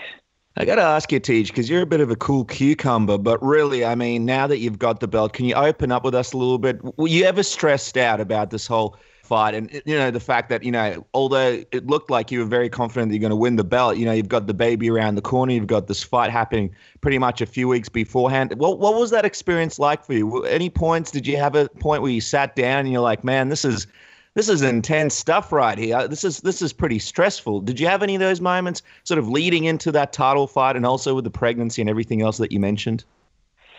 I guess with all the big fights I've had, in the past now, it's prepared me for these moments, and then also just how long this training camp was, really got to wrap your head around it for a while. So it got less and less stressful as it went on, and got more and more used to all the bull crap. And no, man, leading into the fight, even on the walkout, everything you guys can tell, even during the press conferences, everything just kept a smile on my face and made sure to enjoy the process. The pregnancy thing's just been, for me, it's been exciting. I'm sure the wife's a little more nervous. I'll get nervous, I'm sure, that when the day gets here. But for me, it's just exciting to see her grow every day, and just to know that our child is inside there. It's been fun. And do you actually feel ready to be a father, or are there sort of nerves about what that's going to be like? No, man, I'm so ready. We've been ready for a while, so this is we're nothing but excited. Well, as the champ, and you and Rebecca, have you guys gone to any of those classes, and have you had sort of other fathers looking at you like, hey, the UFC champ's in the house and he's learning how to be a father along with us? Have you had any of those moments? No, we've only done one class, but the wife's definitely got me signed up for more here in the future. So being the UFC champ will be my first class here next week. So we'll see how that goes down, Yeah. Are you going to bring the belt with you, or? I should, that's for sure. I definitely should. I feel like you're going to be the most competitive guy in that in that class of like baby. I don't even know what they call it. Baby taken care of class. I think I saw on Embedded you said that it's going to be a baby boy. Is that correct? Yeah. Bronson Jack Dillashaw is his name. Yeah, baby boy. And I definitely don't doubt it that I'll probably be the most competitive in there. want to learn everything, knowing all the answers, I'm sure. Oh, so you already decided on the name. What was it? Bronson Jack. So it's going to be BJ Dillashaw. Because I was going to suggest maybe TJ Jr. and then it could be TJJ or TJJ. Nah, man, I don't want to name the kid after me. I'm naming him after my grandpa. My grandpa Jack. He's taking his middle name, and my grandpa Jack's initials are BJ. So naming it after my grandpa Jack. Wow, well, it's a beautiful name, and it's all really exciting. And, of course, a big congratulations to you and Rebecca. And when it comes to fighting, though, TJ, I guess a lot of people are really excited after your last win. You're now the champion, but the question marks are there. What are you thinking in terms of a time frame for you to come back? Because we imagine, it's been a grueling year for you. You've had a lot of training camps. You mentioned the Ultimate Fighter. And now you probably want to take a little bit of time to, spend time with Rebecca and also, your new baby once it's here. Yeah, that's the first and foremost, family is more important than anything, can't put it in front of my career. So I want to get through this pregnancy, enjoy the first couple months of our child being here, and then, get back to work. I'm still working now. I'll never not work, but it's, I'd imagine, maybe June or July or something like that. I don't really know, it all depends on how this fight game plays out, The fight for me is Demetrious Johnson. The UFC wants it. I want it. The fans want it. So it makes sense. Now it's all about Demetrious Johnson accepting the challenge. It's balls in his court for this big fight. And what is the biggest appeal of this fight for you? Because you've talked about it for a while. Is it going down and winning the flyweight belt and becoming a dual champion, or is it to beat a guy who many consider, the GOAT in MMA? They both have perks. I think both of them. I think the whole. Everything. It's all like just perfect timing. Not only is Demetrious Johnson on the longest title defense history ever, and I wanted to prove that I could have stopped him from breaking the record when he turned down the fight and was scared to fight me, but also the fact that he's the pound for pound best, and I believe I am the pound for pound best fighter in the world, as well as I could be a dual champ. Only ever done one at a time by Conor. So it's got a lot of perks. It's a highly touted fight. You take advantage of these big fights when they come into your future.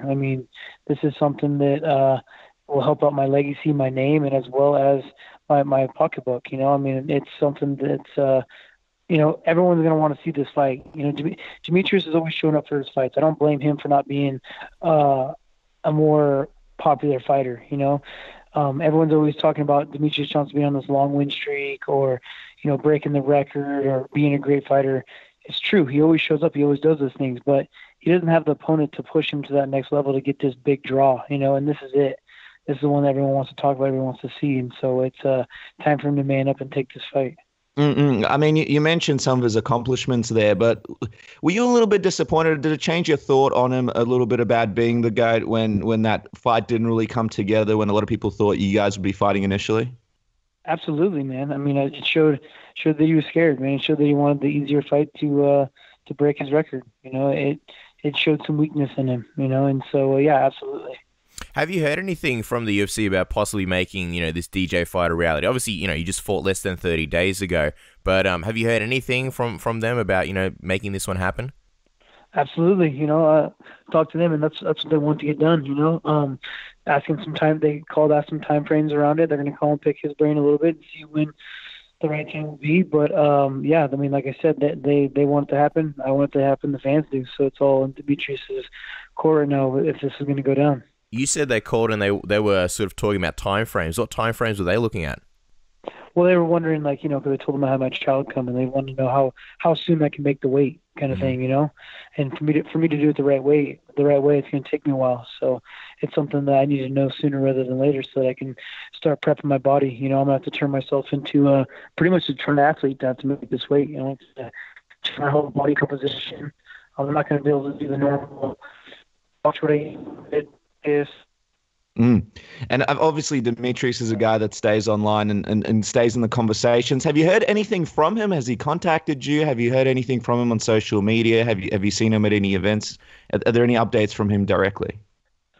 No, nothing online or nothing like that. The only thing he said was right after my fight, actually. So I was in the back taking pictures with the belt, doing like the whole media thing, and he walked by as I'm taking pictures and said that I did the first step. You know, pretty much implying that I did the first step to line this fight up. You know, because one of his excuses to not take the fight in August of this year was that I needed to be a champion. You know, that I didn't have the belt that me to fight Demetrious. I needed to have that belt. So when he walked by, he said that I did the first step. So in my mind, it was kind of like saying, like, you know, all right, we can do this thing now. We can dance.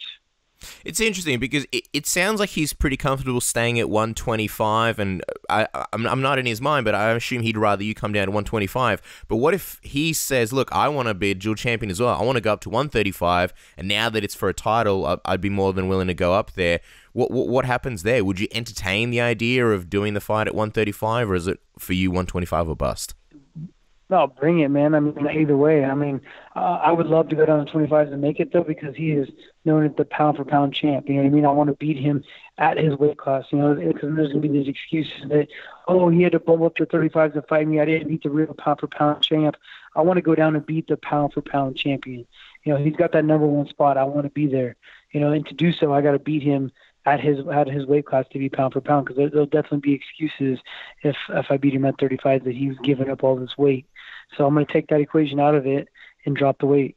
And the last time the fight gained a little bit of traction, Demetrious spoke about he wanted you to prove that you could make the weight and take a fight at 125 first. I mean, is that really something that you would be open to this time around at all? No, not at all, man. I mean, he was saying that I either needed to make 25s or I needed to be a champion at 135s. Those are his excuses. So, no, I got the belt back, and he should have taken the fight anyways. But you know what? Yeah, I'm not going to have to make a fight at 125s. I mean, no one's got time for that. You know, if I'm going to have to do that, I'd rather defend my belt. You know, I'm not going to go around. I ain't got time for that stuff.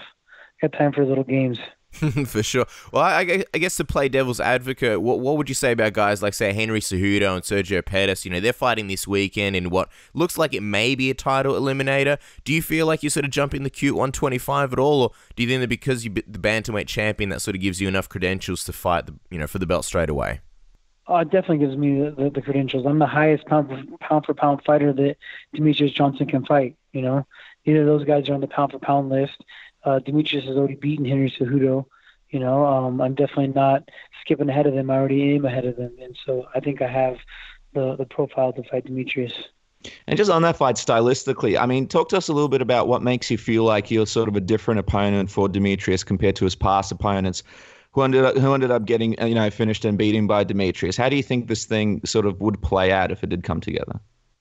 You know, Demetrious has had some tough fights. You look at his fights with Joseph Benavidez. You know, Joseph Benavidez had a split decision fight against him early in the 25-pound days that I thought Joseph won. You know, in the second fight he got caught and got knocked out, unfortunately. But also Ian McCall. You know, before he was actually even champion, had a very close fight with Ian McCall. But as of lately, he's looked great and has finished his opponents. But the problem with his opponents is I feel like they've had weaknesses that he's been able to exploit. You know, he's been able to push that cardio. He's been able to take the fight to where they're weak. You know, I don't have those weaknesses. I'm very well-rounded. I'm going to be able to last the entire time. I have as good, if not better, cardio than he does. And I'm a heavy hitter. So really what it comes down to is that he can't play those games. He can't go out there and find a weakness on me and exploit it. I'm going to be able to hang with him everywhere, if not better.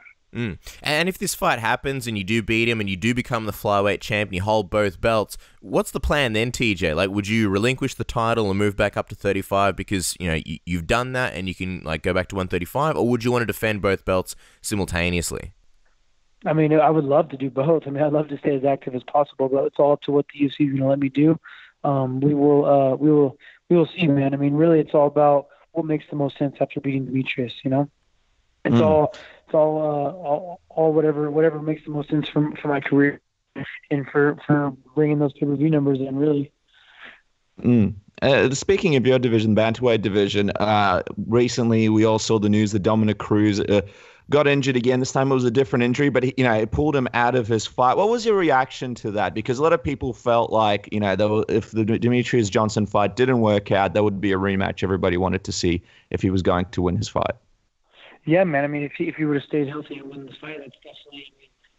If Demetrious didn't accept the fight, that would be the fight I'd be looking for, is for Dominick Cruz. I mean, that's a fight that has a story behind it. I got robbed out of that fight and I want it back anyways.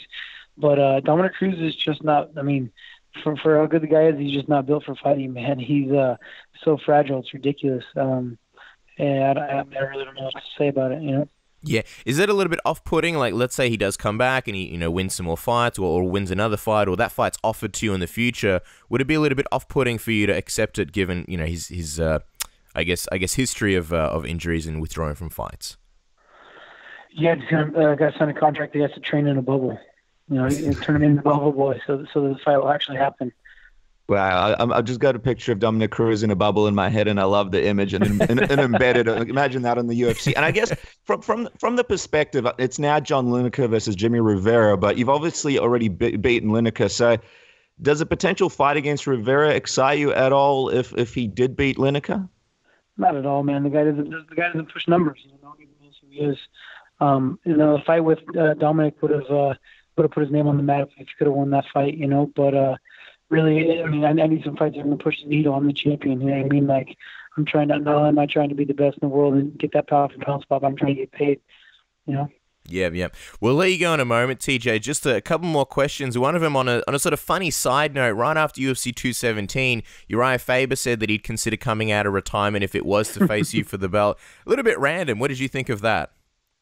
Exactly. I mean, just like you guys said, it's pretty funny. I think I had a good chuckle about it when I saw that. It'd be a hyped up fight. That's all I can say, really. It'd be great. He wouldn't deserve the shot, but it'd be a hyped up, good payday for me. That's for sure. Mm-hmm. You sound like you're almost considering it. If the UFC approached you with this idea, do you think it's likely you may even go along with it? The only thing, I mean, yeah, I would, just because it'd be a good hyped up fight, but it does kind of bring a bad taste to the sport, though. I mean, I am an advocate of the actual sport. And the guy just doesn't deserve it. I mean, it'd be the most ridiculous jumping of line ever, really. So I think he's had 9 title shots or something. They're able to get it, and then also he's also now retired. So and lost to a guy that's ranked in the top 5 or whatever. So really, it would be quite ridiculous. But yeah, man. I mean, I wouldn't mind slapping the guy around a little bit. Mm-hmm. And I mean, at this point in his career, and as he looked in his last few fights, if you guys were in a fight together, how do you think that would play out? Oh, I would destroy him. Would it be a situation where you think it wouldn't even get past the first round? Oh, it definitely has a possibility of getting finished in the first round. That's for sure. All right, TJ, well, as we let you go, you've obviously got some exciting times ahead. You got the baby, you got the Christmas around the corner. What are the plans this year for the holidays? How are you celebrating Christmas in the Dillashaw household? Shoot, man. I mean, the holiday plans this year is to avoid giving birth on Christmas. The due date's the 28th, so we're cutting it close. I mean, our main goal is to try to have the baby have his own day.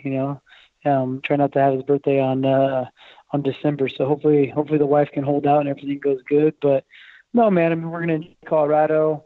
Got a new house for me to be able to decorate for Christmas. But really, it's just being anxious and excited for baby Bronson to enter this world. Mm-hmm. You joke about that, but my mum's birthday is the day after Christmas, and it's double the presents. So it does wear you out after the time. Let's talk a little bit about the cooking, though, because we saw the Flavor Republic company. Do you incorporate the Flavor Republic spices in the Christmas cooking? And also, by the way, is that your company that you started yourself, or are they just a sponsor of yours? No, it's my company. My company with a business partner, me and Kenny Tinney, his name is, out of Southern California. We started it this year, actually, and to watch it grow has been amazing. And it is definitely part of the recipes that go into Thanksgiving as well as Christmas. This isn't a sponsor. This is something I really believe in. And I love to see grow. And we're going to have new flavors coming out here soon. It's real exciting stuff, man, to build the company up and to watch it and to have that passion for it. It's a lot of fun. So yeah, if you guys get a chance, check out flavorrepublic.co. We got a bunch of good spices that are low sodium, either no sugar or low sugar. Because I've been on this ketogenic diet to help with my hormone levels, as well as just helping me be an elite athlete. And it's going to be a huge way for me to make 125s is by staying in my ketogenic state. So these new spices help with that. And they're super healthy, all organic, all natural spices that I really believe in. So make sure to check them out. We've seen some of the flavors. Which one would you say is your favorite? Which is sort of your go-to one? I'd say it's tough, man. My absolute favorite though, I'd say would be the perfect rub. Would be my best. It's almost like a sweet barbecue sauce kind of. And then sriracha lime is just fire. It just depends on what you put on. It's super good. The sriracha lime's really good. There's so many. I mean, the espresso goes good on the red meat or the venison that I cook all the time. Like I said, the perfect rub is probably the most well-rounded. I use on everything. Dude, I'll even put like the sriracha lime on top of my popcorn. It's so good. Nice. I mean, like sriracha lime popcorn is awesome. Yeah. I love this as well because I'm doing ketogenic at the moment as well. And it's really tough when eating a lot of meat. Sometimes it gets boring. I once saw Rory McDonald on Embedded doing like a chicken breast with like almost nothing on it, and I think he could have done with a bit of Flavor Republic. So guys, check it out. You can follow it on Twitter at Flavor Republic, and of course follow the man himself on Twitter and Instagram at TJ Dillashaw. TJ, thank you so much for your time as always. We hope you get the big fight, and good luck for Christmas, and of course good luck on December 28th, the most important day. Thanks for your time. Appreciate that, guys. Thank you. Hey guys, this is Brian Stan. You're listening to Submission Radio. All right, guys. Joining us here on the program is a man who lost his FIFA Media Challenge match to Danny Segura in the huge blockbuster. However, while a loser to many, he's still a winner to us. Joining us here on the program from Severe MMA, you know him from Sherdog.com. Sean Sheehan, welcome to Submission Radio. It's great to have you. Sort of in the only place that still welcomes you in the MMA world, Submission Radio. Oh, God, I'm still hanging my head. Well, actually, it wasn't the rematch supposed to be on the next pay-per-view weekend? So that's this weekend. That rematch should be on Sunday. So if Danny Segura, if you're listening, let's do it. Let's do it Sunday. I'm available. Oh, there you go. It's exciting. The war for MMA media and FIFA rages on. I love it. Love a good rivalry. Love a good grudge match. And the rematch is usually more fun than the first ones. Let's get straight into it, Sean. Obviously, before we talk about Michael Bisping and obviously UFC 218, something to address some wild rumors flying around concerning one Conor McGregor, or technically not because he wasn't actually named, but a lot of people are suspecting that he was in some kind of barroom brawl at a pub called the Black Forge, which is in Ireland, so therefore I'm assuming it's your local spot, of course, Sean. What have you heard about this? People are saying that he was in some kind of brawl. There was a 50-year-old man. Someone was saying that it's to do with drug dealers and criminals in Ireland, but a lot of it seems a little bit nonsensical. What do you make of it all? Yeah, there's been basically nothing concrete that we've seen. I think the Irish Independent had a something about an Irish sports star, but didn't name anyone. Then that same article was quoted in a Daily Mail article that named Conor McGregor as the person, but that came obviously from the UK or from overseas anyway, and it didn't come from Ireland. So it's difficult to say what to know, or to know what actually went on. McGregor hasn't really said anything. He posted one clip on Instagram with the celebrity with half his face coloured, so you can take from that what you will, whether it's him kind of laughing about the situation or dismissing it or something more. We just don't know. It's all speculation at this stage. But I think there's lots of rumors flying around the last few days. To say if any of them are true or not, I don't know. I don't think anyone really does know at this stage, and I think Conor McGregor himself and the people around him are probably the only ones that do really know. It's still like really, really early. Details, or should I say non-details, are still trickling through. But what do you make of the fact that in some of these articles they are reporting that no statements were taken, not from the pub, not from any patrons, not from police, there's no investigations? Do you take anything away from that? Does that lead you to believe that maybe this is, all just lies? Yeah, it's either that, it's either all just lies and all made up, or it's Ireland. It's a very Irish thing to do. If there's a fight, people are like, yeah, no, we don't want to get the police involved. We had a bit of a fight, that's it. Or anything. That's kind of just the Irish way. And in the articles as well, a lot of them were saying that it could be with some gangland people, and obviously that's alleged in some of those articles online on the Independent and the Mirror, I believe. So those people are not going to be getting involved with the Gardaí or with the police. So as I said, it's all alleged at this stage, and we don't really know. But yeah, that wouldn't be unusual, I don't think. But of course, the big exclusive, Sean. I mean, when we call you, it's usually in the middle of the night. For some reason, you prefer this, and it didn't make sense to us for a really long time until we've connected some dots and have some people speculating that perhaps you're a part of this mafia. So while you're on the show live, can you confirm or deny whether you're a part of this hellacious group? I can neither confirm nor deny. That's exactly what you would say if you were part of the mafia. So I think that's a case closed. I've been watching too much Sopranos lately to give any other answer. Let's be honest there. Yep. All right. Well, let's move on to some real things. Of course, we got to cover Bisping losing in Shanghai this past weekend. Something that I guess didn't really surprise a lot of people, given his quick turnaround, the fact that he was hurt in the finishing sequence of the GSP fight, UFC 217, and then to come around against a spry young guy like Kelvin Gastelum, who has, very good hands. What was your reaction when, the somewhat inevitable played out? I wasn't surprised, to be honest. I thought Bisping might last a little bit longer because of how tough he is, but Gastelum did catch him with that big shot, and I think, anytime, a lot of people were saying that anytime they fought, whether it's 3 weeks after GSP or not, and if he got him with that shot, I think he probably would have put him out. It was just a plumb perfect shot. The big issue obviously was that it was 3 weeks later, and it's not the fact that he was knocked out, it's the fact that he was hurt in that GSP fight, choked out, and then put into a fight 3 weeks later. That's underground stuff. Like, that's not where we want the sport to be in 2017. I thought that was absolutely dreadful that they did that, and I said it beforehand as well. It's not just being smart after the matter. I don't think he should have done it at all. And look, the matchup was the matchup.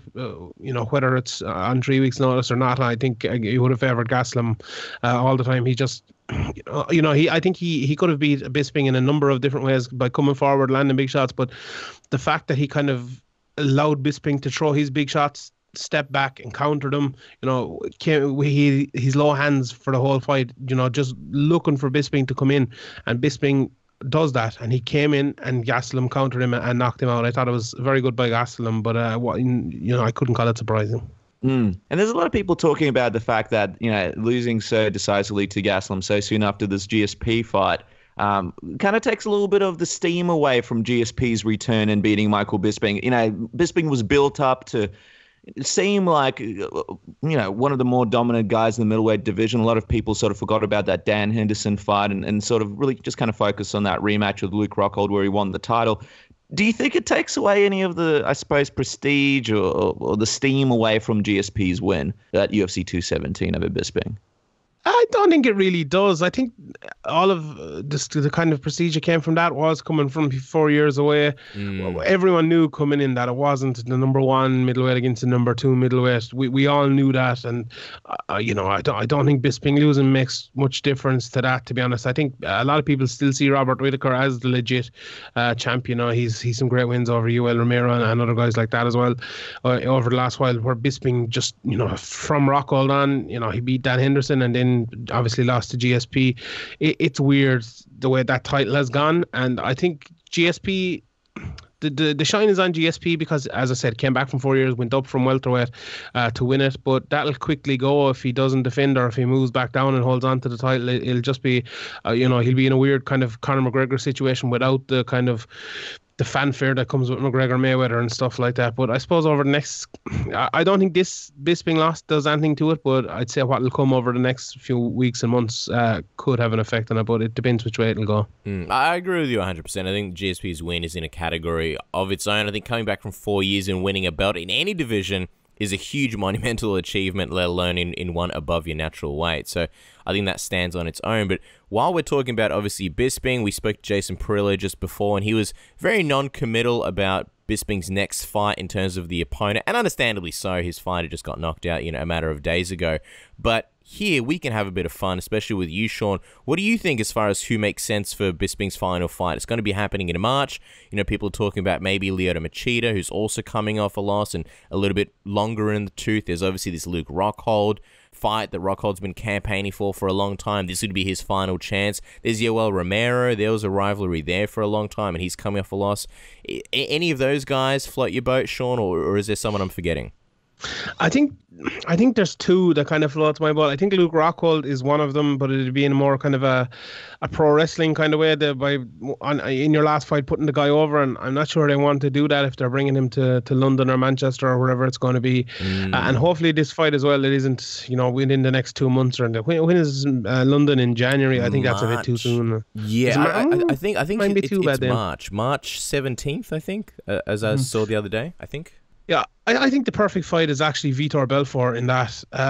If he's available at that time, I think two kind of old lions, old dinosaurs gone in there against each other. Obviously, there's a bit of history between them. Bisping can, he can get a bit of heat between himself and Vitor. Obviously, after Vitor beat him when he was TRT Vitor, and I think that makes for a good fight. I think it makes sense. I like the Lyoto Machida fight as well, but I think Vitor against Bisping probably makes the most sense. Mm-hmm. I like Vitor versus Bisping. That's a fun one. And yeah, Lyoto Machida maybe as backup. What about Gastelum? Because he is coming off this big win over Michael Bisping. He kind of called for that Robert Whittaker fight, but what do you think makes sense for him next, Sean? Do you want to see him fight Whittaker, or is there someone else out there that you think he should be fighting instead? I don't think that Whittaker fight makes sense. He just lost to Chris Weidman in his last fight. Obviously, no contest with Vitor Belfort before that, and a win with Tim Kennedy before that. So what's he 2-1-1 in the division? I don't think you're getting a title shot at that stage. I like Derek Brunson. I think that's a fight that kind of makes sense if you look around the rest of the division. Luke Rockhold, I think he needs to be pushed up a little bit. If GSP is not coming back, he's probably going to be fighting Whittaker. Obviously, Yoel is around as well. That could make sense, but he's Gastelum's coming off of a win. Anderson Silva's out. So I think Brunson makes sense. Brunson won not too long ago. He's probably fit and ready to go in a few months. So I think that fight kind of makes sense.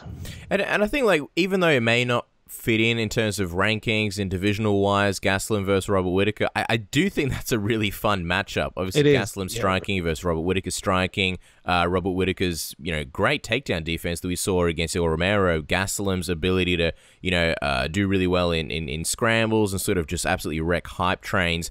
But sort of on another note, what do you think about Gastelum at 185? There's this constant question mark over him where he may or may not go down to 170 at some point if the UFC let him. But if he does stay at 185, given his current skill set and granted the loss to Chris Weidman, what do you think about his prospect, I guess, as potentially becoming a middleweight champion? Do you think he sort of has the skills and abilities to be that? Well, if you look at the two champions now, you have George St. Pierre and Robert Whittaker, and both are basically welterweights. Both came up for welterweight, so he's basically the same. So if he gets against one of them, it's basically an even fight. But we've seen, against Chris Weidman, he was doing well enough in that fight for parts. But Chris Weidman, I think he's just size and power took over in that. When he's gone in there, if you look at the likes of Jacare or Yoel or Luke Rockhold, I think size is definitely gonna hurt him. But what can he do? I don't think he has. I don't know if it's the desire or the want or just the way he lives his life to get down to welterweight. There's certain guys who just can't do it, and I think he's probably one of them. John Lineker is one of them as well, and there's a few more people. But yeah, I think he should stay at middleweight.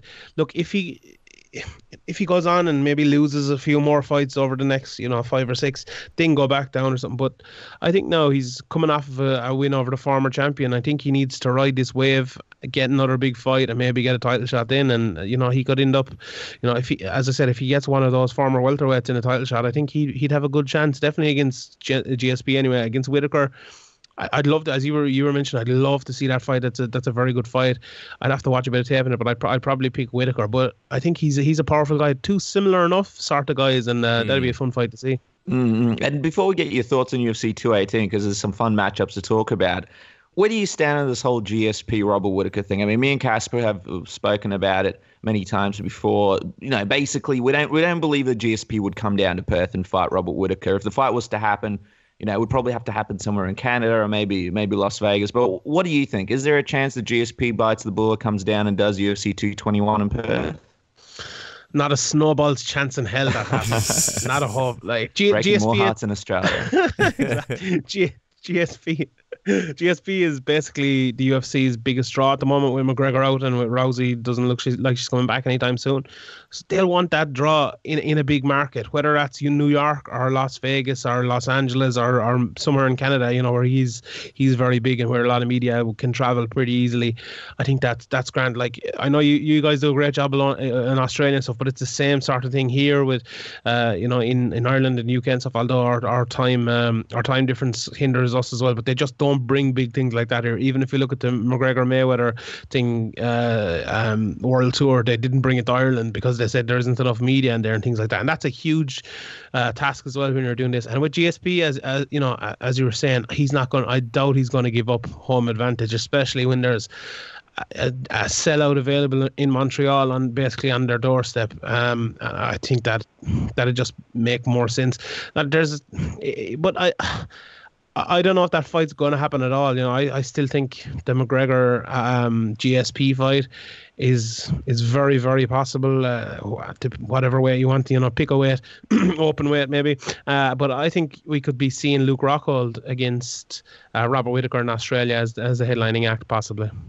Mystic Cass and Mystic Dennis have been predicting this for a while now for the belt. Rob Whittaker versus Luke Rockhold. So we'll see if that comes to fruition, and if it does, then you can add Mystic Sean to the equation. Just quickly, I wasn't going to bring this up but you mentioned Ronda Rousey, and so before we talk UFC 218, just want to get your thoughts on this, Sean, because Dana White, I believe today in a scrum, he mentioned that Ronda Rousey is still in the USADA testing pool.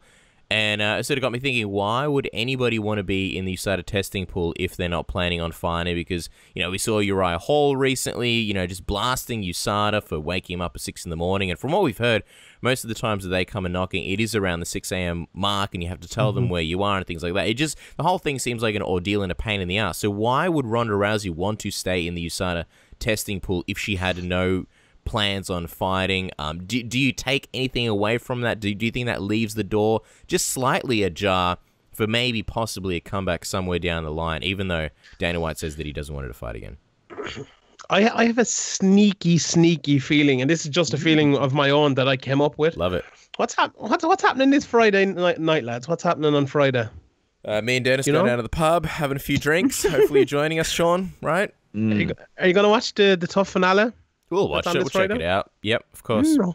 125-pound female champion is going to be crowned, isn't it? Yeah. And Ronda Rousey was at 135 pounds and didn't cut much weight for her last fight at 135 pounds, I believe. I wonder, could she cut another 10? Would that be possible? Wow, imagine that. She might have a handy enough fight there. It looks like it's either going to be Roxanne Modafferi or Sijara Eubanks or their opponent in the final. They're fighting this weekend. And Nico Montano is going to be fighting them. So I don't think any of them would be too shockingly hard a matchup for Ronda Rousey. If she can get down to 125 pounds, wouldn't that be a good way to defend your title in your first title defense? That'd be big. Wow, what a conspiracy theory. I like it. That is. Wow, I look like a genius if that happens. That's right. There's no losing here. If it doesn't happen, then it's what everybody expects. But if it happens, oh my God, parade for Sean Sheehan. Yes. I know. This is like the FIFA loss going away and Sean becoming number one yet again. This is the chance to come back, Sean. But look, speaking of fun matchups and things that people should get excited about, there's some fun fights happening this weekend. And before we get shocked with a possible Ronda Rousey return, we want to talk to you about that. We want to kick things off by talking about this Eddie Alvarez versus Justin Gaethje fight. Before we get to the fight itself, what did you think Tough has done for Justin's profile to the casual UFC fans? Do you believe that his name value has sort of grown a little bit before this fight goes down this weekend? No, I don't think so. I don't think anyone is watching Tough, to be honest. I think lads like Grabaka Hitman putting out little videos of him, compilations, that does more for him than Tough does, or like people talking about him. Like I've a column coming out with obviously my fight picks for all of this, and I did 2 or 3 paragraphs on Gaethje against Alvarez. Like if people read that and read other people doing the same analysis, they know this fight is just going to be unbelievable. I think that that does more for him than standing around, painting "I love Justin" on Eddie Alvarez's car and stuff. And it's what tough is it's just a show to fill hours basically now, and it's going to keep going forever, and it doesn't do anything for anyone's profile. But I think Justin Gaethje, he's such an exciting fighter that's going to build him. Eddie Alvarez calls himself the underground king, but I think Justin Gaethje has kind of been the underground king for ages, and people have loved him for ages and ages. And he's like, Justin Gaethje's going to get knocked out in his next 2 or 3 fights. It's going to happen. It could happen against Eddie Alvarez. But that's kind of fun to watch, he doesn't care. He doesn't care if he gets knocked out as long as he goes out there and has fun and tries to knock the guy out. That's just his style, and it's absolutely brilliant to watch. And I mean, a lot of people may not know Justin Gaethje that well listening to this program. So get us into this preview, because we're super excited about the fight. Talk to us about the intangibles that could make this fight, one of the most exciting fights of the year. I'll give a little bit of caution first, because Eddie Alvarez has been known to push guys up against the fence and wear on him for, minute after minute after minute. Against Justin Gaethje, though, I think that could be tough, because people sometimes forget Gaethje has a very good wrestling background. But I think that's definitely something to note, that I think this could be a fight of the year candidate, but it also has a little bit of a chance of being Alvarez pushing Gaethje against the fence. But hopefully that's not how it'll go. How it should go after that is just Gaethje coming forward, winging forward. He goes for takedowns at times when he needs to, but he just throws wild combinations of punches, takes combinations of punches as well. You'll see Eddie Alvarez, he'll hold back, wait for Gaethje to come forward, and he'll try to throw his counters. He throws that big hook off of his backhand from miles out. We saw it land against Rafael Dos Anjos, and it just went insane after that. He's going to land those big shots. Gaethje's going to land big shots, and it's just going to be majestic. I think Alvarez has a good chance, honestly, of knocking Gaethje cold, but when you're getting into a war like that with Justin Gaethje, I mentioned on Twitter last night, I think his nickname should be the God of War, because that's where he loves it. He loves to be in a war, and Eddie Alvarez has taken a lot of damage recently. We saw him getting sparked against Conor McGregor after being knocked down 2 or 3 times. We saw him get hurt badly against Dustin Poirier in that fight. And if Gaethje goes in there and gets it into a war and lands lots of shots, I'd be surprised if he didn't finish Alvarez. Yeah, I agree with you that there is that small chance where, we may see the Anthony Pettis version of Eddie Alvarez, but he really is a guy who can be lulled into a good brawl if there is one. And if there's anybody that brings a good brawl, it is Justin Gaethje. We saw against Conor McGregor, where, everybody thought, hey, Eddie Alvarez, the easy path to victory here is wrestling, and Eddie Alvarez was talking about that for so long in many interviews, and then sure enough, he went in there and it wasn't exactly a brawl, but he didn't focus on that wrestling. So I'm hoping and expecting a really fun, exciting stand-up war. Moving down the card, Henry Cejudo versus Sergio Pettis. Talk to us a bit about this matchup. And of course, the Cejudo that you see now, who has evolved greatly since the first one that we saw when he first entered the UFC. Yeah, I think Henry Cejudo might be the most improved fighter in the UFC over the last couple of years, and that's maybe weird to say. He lost to Demetrious Johnson, and he lost again to Joseph Benavidez in his follow-up fight, and he obviously beat Wilson Hayes. But in that Benavidez fight especially, you could tell that he came on from fighting Demetrious Johnson, and that Wilson Hayes fight knocked him out in the start of the second round. He looks phenomenal. We all know, he's a gold medalist in the Olympics, tremendous wrestler, but his striking has been, it's just come on so much. This reminds me a little bit like the main event, and I think Cejudo's a bit like Holloway. He hits hard and he's very varied, whereas Sergio Pettis is more of he'll go behind his jab, more of a technical fighter, more likely probably to win a decision here, and technically better. But I think Cejudo brings, he brings the pain, if you want to put it that way. He'll throw a lot of variety, a lot of output, and it's which will win out is the thing. Can Pettis get his jab off first, keep Cejudo at the end of it, keep his defense up and stop Cejudo's forward pressure, or can Cejudo get that forward pressure going, get takedowns, push him against the fence, work dirty boxing and stuff like that. I think it's a very interesting fight, and I'm looking forward to it. TJ Dillashaw was earlier on the program, and he's really focused on this Demetrious Johnson fight. So if Cejudo wins, what do you think is next for him? Or Pettis. Yeah, it's a tough one. I still find it hard enough to see that Demetrious Johnson TJ Dillashaw fight happening, unless they pay Demetrious Johnson well, or unless maybe they put him on a GSP or McGregor card as the co-main event, then it could happen. So maybe if it does happen, TJ against DJ, I don't know. It's tough. Like he just fought Joseph Benavidez not too long ago. Joseph is out injured now, so that could be an option. Ray Borg has just lost. He hasn't fought him yet.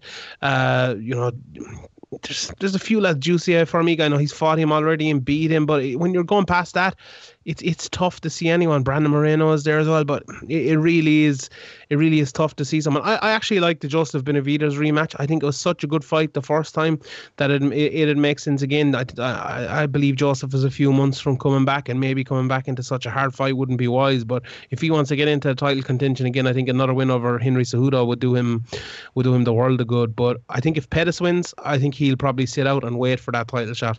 I think he's nearly done enough at this stage with a win over Henry Cejudo to deserve it. He's won his last 4 in a row. As I said, Brandon Moreno, John Moraga, very good wins there. And I think if he brings it to 5 in a row in the division so light, I think he'll probably sit out and wait for it if he doesn't get it immediately. And while we're talking about the title picture, obviously Overeem versus Francis Ngannou has title eliminator written all over it. Before we even break this down, what do you think these guys are fighting for? Because it seems like Francis Ngannou is, if he wins, he's clearly going to be getting the next title shot. We don't really know what's happening with Cain Velasquez. And then if Overeem wins, do you think he has that same chance at potentially getting a rematch against Stipe Miocic, or do you think the UFC is sort of leaning and hoping that Francis wins in this one? Yeah, if you look at the division and you look whether see Overeem will get that rematch, the guys around there, you've obviously Miocic is the champion, then you've Overeem, Verdum, Velasquez, and Ngannou.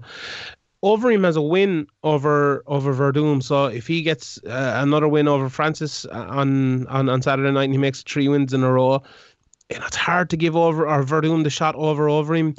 Then Velasquez coming back from ages out, probably he's fought like once in the last 3.5 years or something like that. Yeah. You're not giving him a title shot straight away. Francis, you're not giving him off a loss. Mark Hunt's not getting one. Derek Lewis just lost. I think you have to. If Overeem wins here, I think he's getting a title shot. If Francis wins here, I think he's getting a title shot too.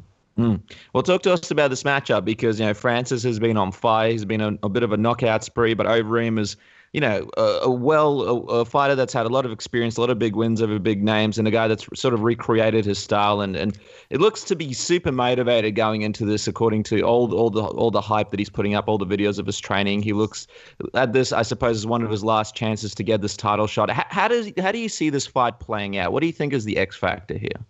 I think it's an extremely, extremely dangerous fight for both men. I think the X factor here is how well Overeem can protect his chin. If he can protect his chin and not get caught, I think he'll probably win. If he can't, I think he'll probably get knocked out cold. Really, it's as easy as that. Look, Overeem, as you mentioned there, he's changed himself up. He's given himself, a new lick of paint over the last few years. He works off that jab. He counters a lot. We saw it against Junior Dos Santos, obviously, where he knocked him out. And that proves that against a hard hitter like that he can use his game to counter them and take them out. Now, Francis, on the other hand, we've never seen him against someone like Overeem. This is the toughest test of his career by an absolute country mile.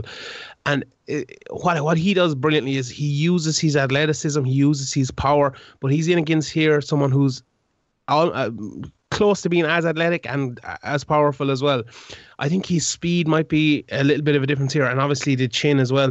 We haven't seen his chin tested too much, and Overeem definitely hits harder than anyone he's faced before. So if he gets hit, it'll be interesting to see that as well. But I think if you're to go chin for chin, I think Overeem will probably end up losing that. And I really do think the uppercuts, the combinations, and the fact that Ngannou is very, very patient with his shots as well will work well against Overeem. I think this could be a fight that it could be very, very boring for as long as it goes, and then it'll end in one big shot, because both men do stand back and wait for their shots, wait for their opportunities to hit, and it really could be either man. As everyone knows, I'm a big Francis Ngannou fan.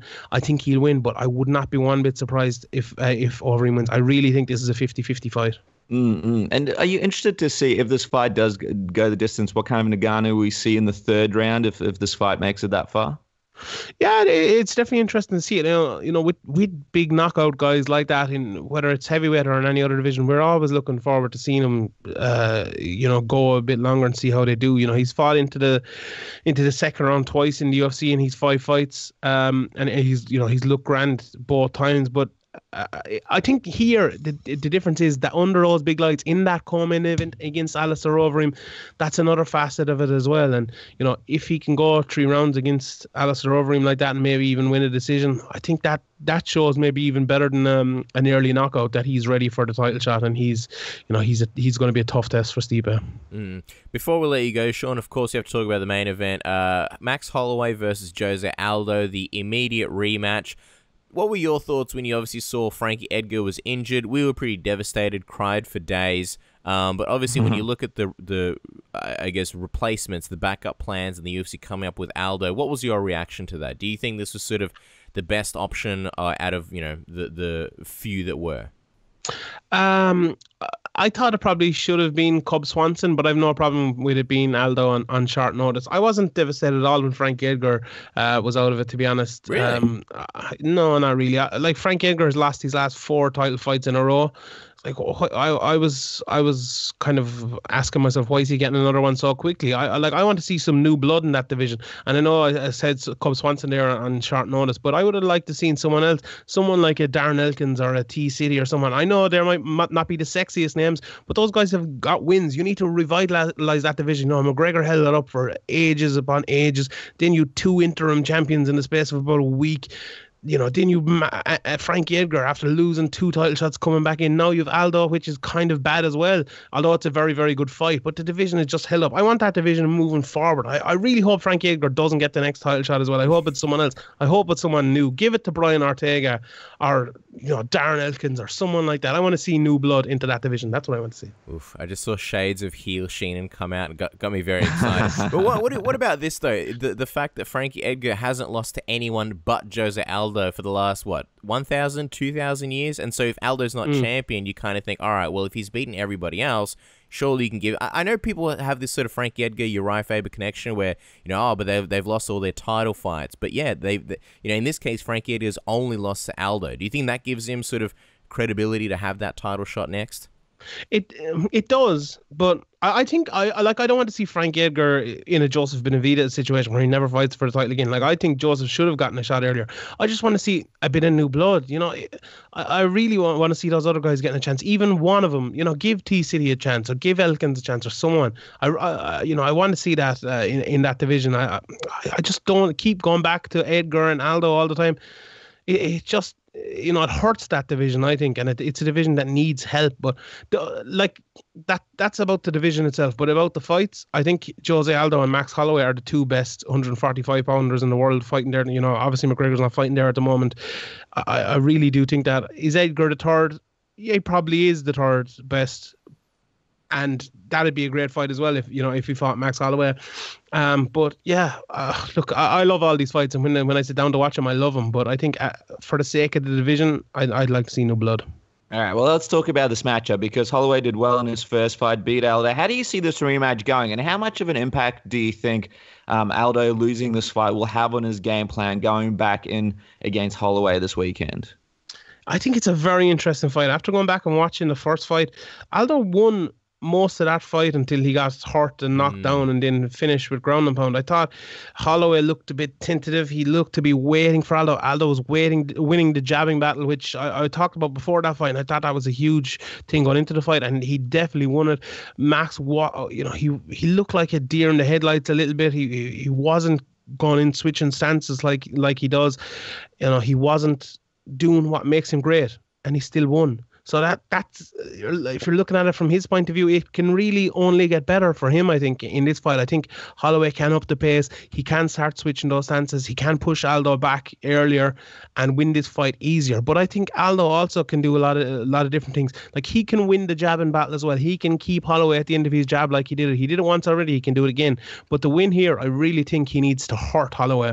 And maybe not just hurt him with punches. I think the leg kicks as well or something that needs to happen. I picked it out before the last fight. I thought he looked like he wasn't throwing leg kicks anywhere in the embeddeds or in warming up or anything. I thought he was injured. He came out afterwards that he was injured, and he in the fight, I think he threw one leg kick in something like 12 minutes or however long the fight went.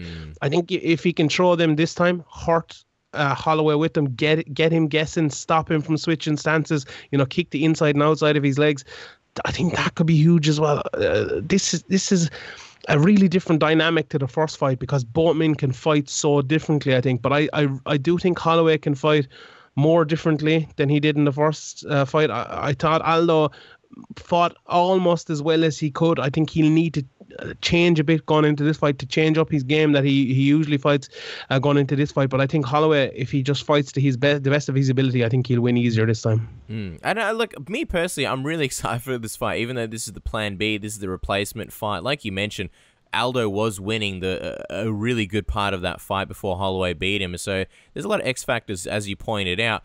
In terms of, I guess, what's on the line, we know for Max Holloway, he's essentially just defending the belt. He needs to recreate that first win, or at least beat Aldo, even though he already did that. But in terms of what's on the line for Aldo, what do you think is on the line for Aldo? I think he's already solidified as the greatest featherweight of all time because of his longevity in the division, what he's accomplished over the years. But, over the last year or so with the McGregor loss and now the Holloway loss, his legacy's taking a bit of a hit. What do you think's on the line here if he can reclaim the belt and beat Holloway? Well, funny enough, this is Jose Aldo's first ever featherweight title shot. So if he can win this, yeah, it'll be a big thing for him. But I like Jose Aldo is already the greatest featherweight of all time, and if he can win this, I think he just accelerates himself into one of the greatest fighters of all time. I think he is already one of the greatest fighters of all time, one of the best, most well-rounded, dangerous fighters of all time, and I think that just excels. Jose Aldo has nothing left to prove, but if he can prove a little bit more, it just brings him on an awful lot more. I think for Holloway, it legitimizes him even further. Max Holloway has more wins in a row than Jose Aldo has fights in the UFC. And if he can get another win over Jose Aldo here, it's just going to make him look even better. And then he's gone in, as I said, against those other guys. Maybe even a Cub Swanson, Chan Sung Jung coming in there as well. Lamas, Brian Ortega, Elkins, Moicano, Bermudez, who has a win over him as well. There's a lot of guys there who he can fight again and who are good fights for him. And I think that division is wide open. Max Holloway is someone, when McGregor was out, a lot of guys were like shouting and crying, looking for the McGregor fight when they were never going to get it. Whereas Holloway just put his shoulder to the wheel and just got going and beat loads of people in a row. And I think if he does that as champion as well, people will absolutely love him for it. And I think that really is his future over the next couple of years. Well, there's a lot to be excited for this weekend, guys. Make sure to follow Sean Sheehan on the Twitter at SeanSheehanBF. Of course, check out his amazing work with Severe MMA and Sherdog. And of course, Sean, I know you have to get going. You've got a sneaky mafia meeting at a pub that you don't want to mention the name of, so we'll let you go. But a big thanks to all of our other guests, Jason, Parillo, Bas Rutten, TJ Dillashaw, and of course the sexy man himself, Sean Sheehan, for coming onto the program. We'll be back next week, guys. Enjoy the fights this weekend.